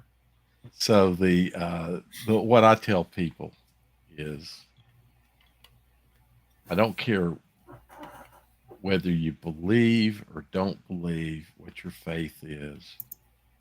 None of this matters when you talk about Jesus. If you just want to look at what the words are that were written, Jesus may have existed, may not have existed. It doesn't matter. Just read the words, what the words say, and what do they tell you. Now, if you do believe all of that, then you should wholeheartedly embrace it. But the words that are spoken around the way Jesus approached these things does not match the way these people are, well, LGBTQ, all the all of their differences are not supported, even if you read the red writing in the Bible, because that's one of the other things people say. Well, just read the red writing. Well, read the red writing, and it doesn't match these things that you're trying to do. So there's actually, within the evangelical world, there are people that are starting to push back now on Jesus. That Jesus was too woke. That you know uh, Jim is with a They'd group of, stone them. They'd stone them or they would stone him. crucify them in a heartbeat. They would Yeah. stone him today. Yeah. The orange Jesus. That's Trump. That's what they call. They treat him like they're doing all the things. that the Bible tells them they shouldn't be doing. All the things. It's remarkable how many things they're doing that is 100% against. And I can't recite every verse in the Bible. I have read the entire Bible. Um, and I know that things that are being said and being done or being acted out go against what they say that they believe. Because again, Jim, in that world, the book is literal. It's not history. It's not, teachings, words of wisdom, of teachings, and none of that. It's all real. Um, There's one story in the Old Testament. I forgot which book it was. I can't even remember the person's name now. But it was basically this guy that he wasn't a prophet or anything. It was just a story, and the guy was basically a jihadist. I mean, that's just the only way to say it. Was he would just kill, kill, kill. uh-huh. People respected him for that, you know. And I remember saying this was in a fairly, I'm gonna say it was an open minded, but it wasn't. This is back in 2012. I'm a Methodist, and we had some that were a little bit more on the left, and which I in this group I probably was probably about four, another five were fairly conservative. And I said, I think this guy is just just comes off as a jihadist, and this And guy just got so upset with me. I mean, slams his fist on the door, on the stuff like that, and and he says, "The well, only thing you want to do is promote your homosexual agenda." And I looked at the guy and said, I've been accused of everything in the sun, but I never don't think I've ever been accused of promoting a homosexual agenda before." And everybody well, just laughed. the Jim, the thing that I gather, and uh, there's there's there's reasons that people say uh, with Christianity. See, there's too many forms of Christianity. By the way, there's Yeah. so many different, but many of the forms of Christianity say that the Old Testament is. I'm not going to say garbage, but it's we don't follow those laws anymore. That's replaced by this. Yeah. Um, Now, evangelicals don't take that approach, but certain faiths do take that approach that was then, this is now. Um, but what you do find in the books, in the two, when you look at the Old Testament and New Testament, if you don't see two different gods, um, you're not, or two different gods being talked about. There's two different. Uh, the Old Testament is full of what I God can was angry. The angry. Why should he be Yeah. angry? Why Yeah. is he angry? Well, he would tell his chosen people, the Jewish community, to do certain thing, and what they do, they go against them everywhere. And this is just written in the Bible. It's Mm-hmm. what it comes on there. And you had Sodom and Gomorrah. You had, I mean, look at, I mean, when it comes to Noah, I mean, Noah was basically an alcoholic. I mean, Mm-hmm. he'd get drunk and be exposed. And here he is building this big old ark. And uh, David, I mean, who's a bigger sinner than David? David is a huge sinner, but David was also one of my favorite people in the Bible because there's a lot of things that he showed that you can be a sinner and still be a good person. And David Do did some good incredible things. Right. things. Right. I mean, David did a lot of good things in this world, and you got to take the good with the bad on that. And Right. you know what? There's a whitewashing of history a lot of times. And I'm gonna tell you right now, Jesus probably looked nothing like me. Here I am with this Caucasian skin. He couldn't look anything like you. Yeah, So if Jesus is real, yeah, he came. Look at the area that he came from. Look at the people that are in that area. If you could look back several hundred years at people without even less European influence, yeah, Look nothing like you. Nothing. Certainly Yeah. nothing like me, but nothing I don't like think you. they look like. I don't think he looks like Donald Trump either. Oh, without question, no. There's. I'm gonna say there's probably a third of the nation that think that Donald Trump is the second coming of Jesus, I'm and I'm sure there serious are. about that. Um, my take on it is, if you believe in an antichrist, then that's the antichrist, because that's exactly what is being talked about. If you ever read any of Nostradamus? Oh yeah, it's been a long time. Been a long So time. It's Nostradamus also talks about. I'm not by any means saying that I believe what Nostradamus wrote is prophecy, though there are some that believe that Nostradamus was a modern prophet. Um, but the whole premise of what I was just saying there is that they do take it all literal, and thus even the Old Testament has to be taken literal, because um, that's the progression of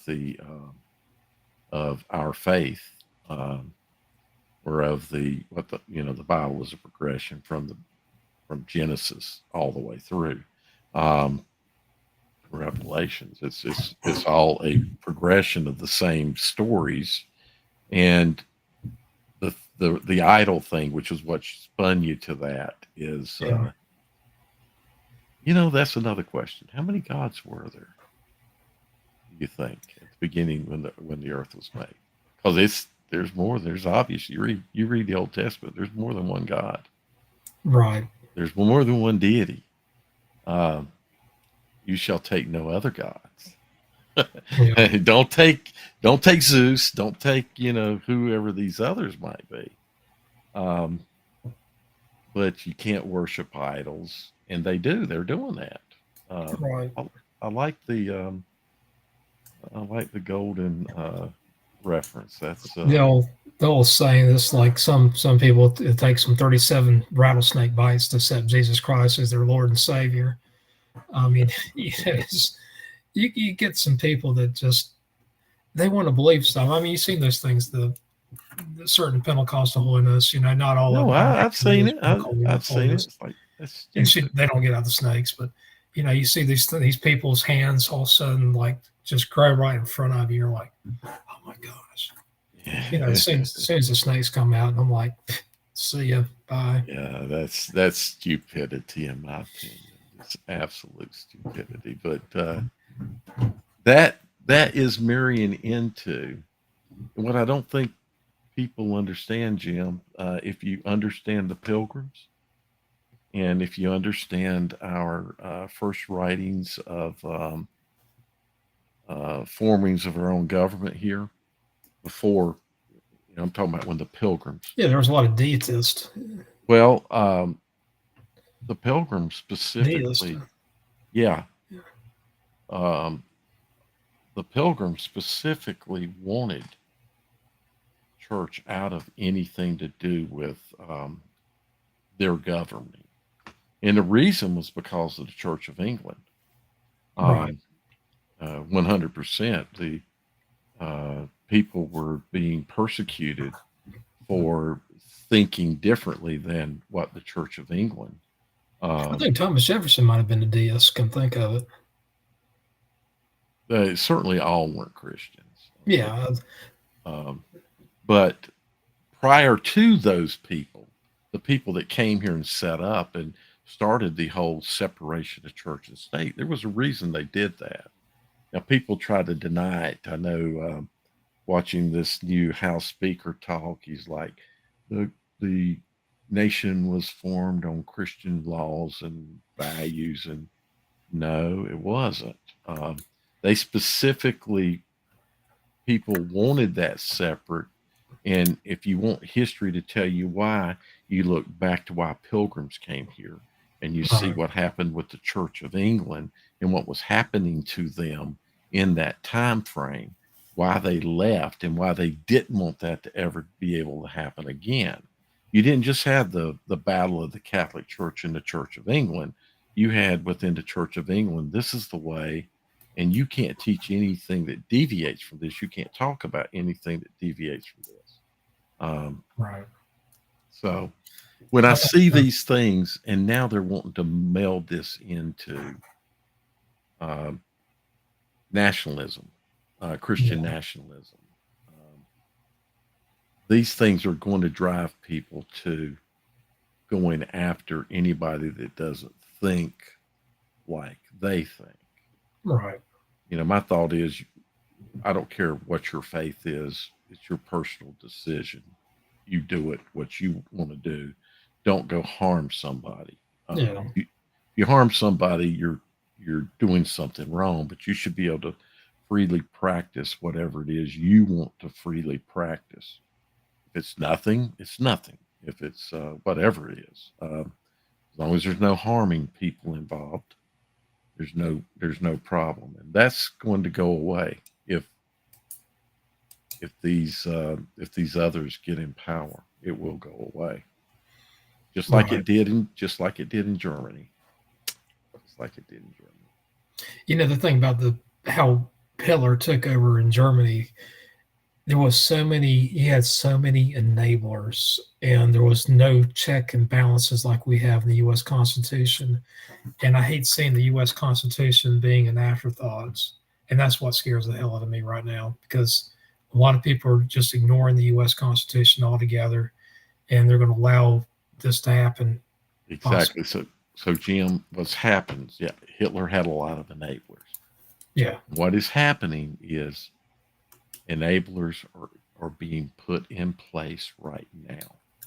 Um, if you have a Mike Johnson, if you had a so if I don't know that this would happen, but let's suppose this happened.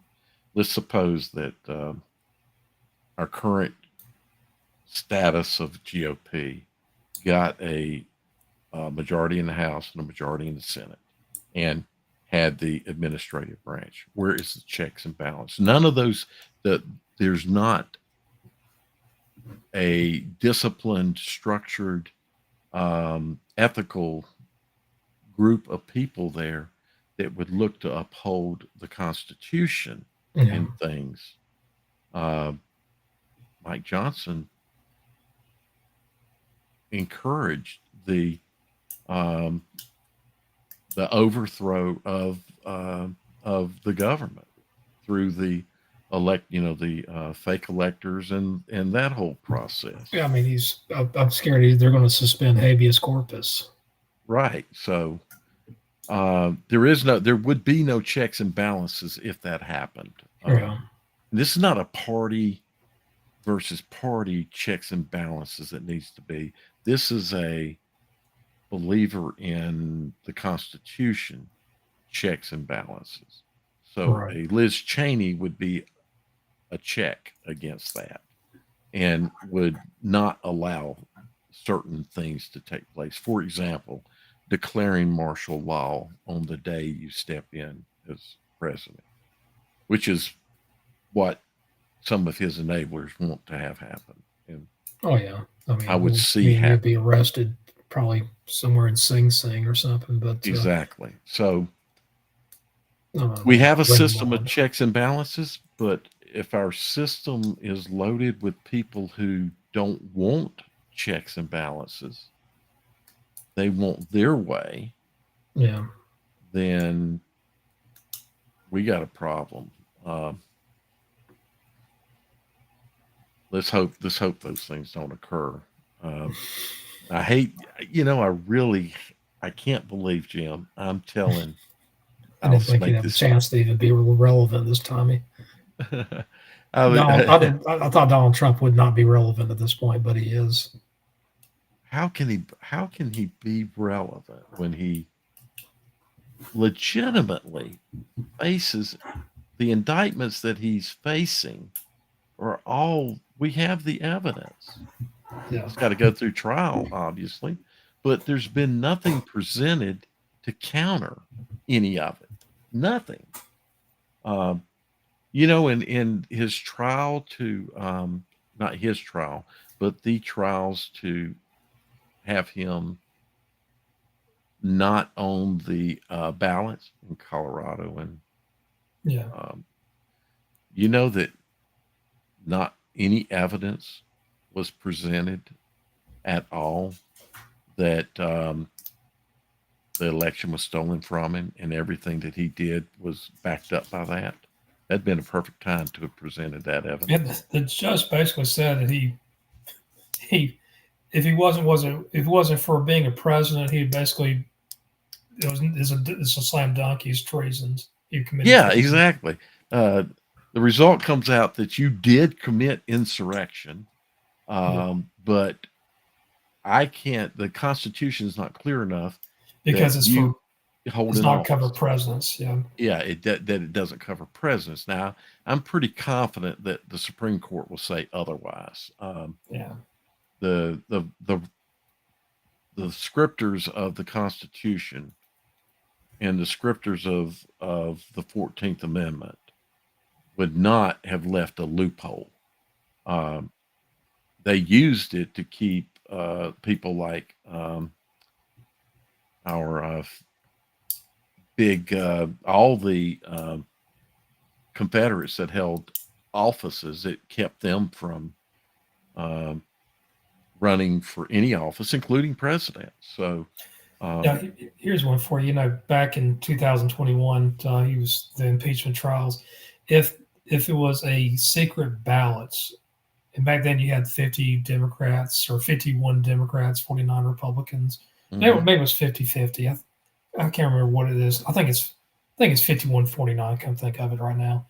Uh, how many would vote to impeach Trump So in the Senate, in the secret so, ballot? so I say you probably have 70 people. not to impeach, but to convict. Yeah, convict. Yeah, excuse me. He was impeached in He's the already House. impeached. Yeah, Exactly. He's convicted in the Senate. He would have been you got to convicted. have 2/3. You got to have two But thirds, and he'd have I bet you. they'd have gotten that easily. Yeah, I don't think there's any question because a number of people have stated they did not vote to convict because they were afraid for their family. yeah, Um, a secret ballot would have gone. I don't think it would have gone 100%, but I think it would have no, probably hit 70 to not 80. with not with Lindsey Graham and Ted Cruz in the No, Senate. I think Lindsey Graham. I think Lindsey Graham would have voted to impeach. I mean, to convict because at Imagine that time he was really upset about what happened. Ted Cruz, I don't know. Ethically, I have lots of Mike questions Lee's about. another one that's kind of, and Right. also the guy that you remember the guy the Folly or Holly from Missouri. I mean, he would not have, but I mean, who Probably does that? not. I was like, oh hey, neo Nazis, yeah, See, he viewed an opportunity to progress himself, yeah, um, by in a negative fashion. exactly in a negative fashion. Whereas Yeah, Lindsey Graham, I'm positive would have voted to convict, but um, and I think I think there would have been 70. What I think is 70% would have voted yeah. to convict. Um, it Well, wouldn't have been Dale, a slam dunk. tell you what, it is getting close to 10 o'clock, so we Yeah, better. let's cut it. Yeah, man. Well, We Dale, should do this again sometime, Jim. yeah, I enjoy that. Maybe we'll talk about some like former hit. You know, maybe right before the Civil War, we had like from 1840 to actually, you know, from basically from Andy Jackson's 1829 till 1860, we had a slew of issues around the nation, Oh and we yeah, survived. people forget that that's a good topic because people think the Civil War started um, at Sumter, and the Oh Civil no. War did not. It started several decades earlier. Oh, I Um, think it could go back to the 1824 election when Andrew Jackson won a well, plurality of votes, but lost the electoral college. Went into the but then really the tariffs on the South, or the yeah, tariffs with England and the trading that the South was trying to do directly with England and not trading with the North, and the North using its financial uh, Yeah, had the capital, had Yeah, 72% of the they money. use that against the South. That's when Yeah. the Civil War started. Yeah, let's talk about that. Yeah, let's do that. All All right, right. Dale. Well, from Jim West to Dale Ross, Carolina Varsity, thank you so much for joining us. Take care. See ya. See ya.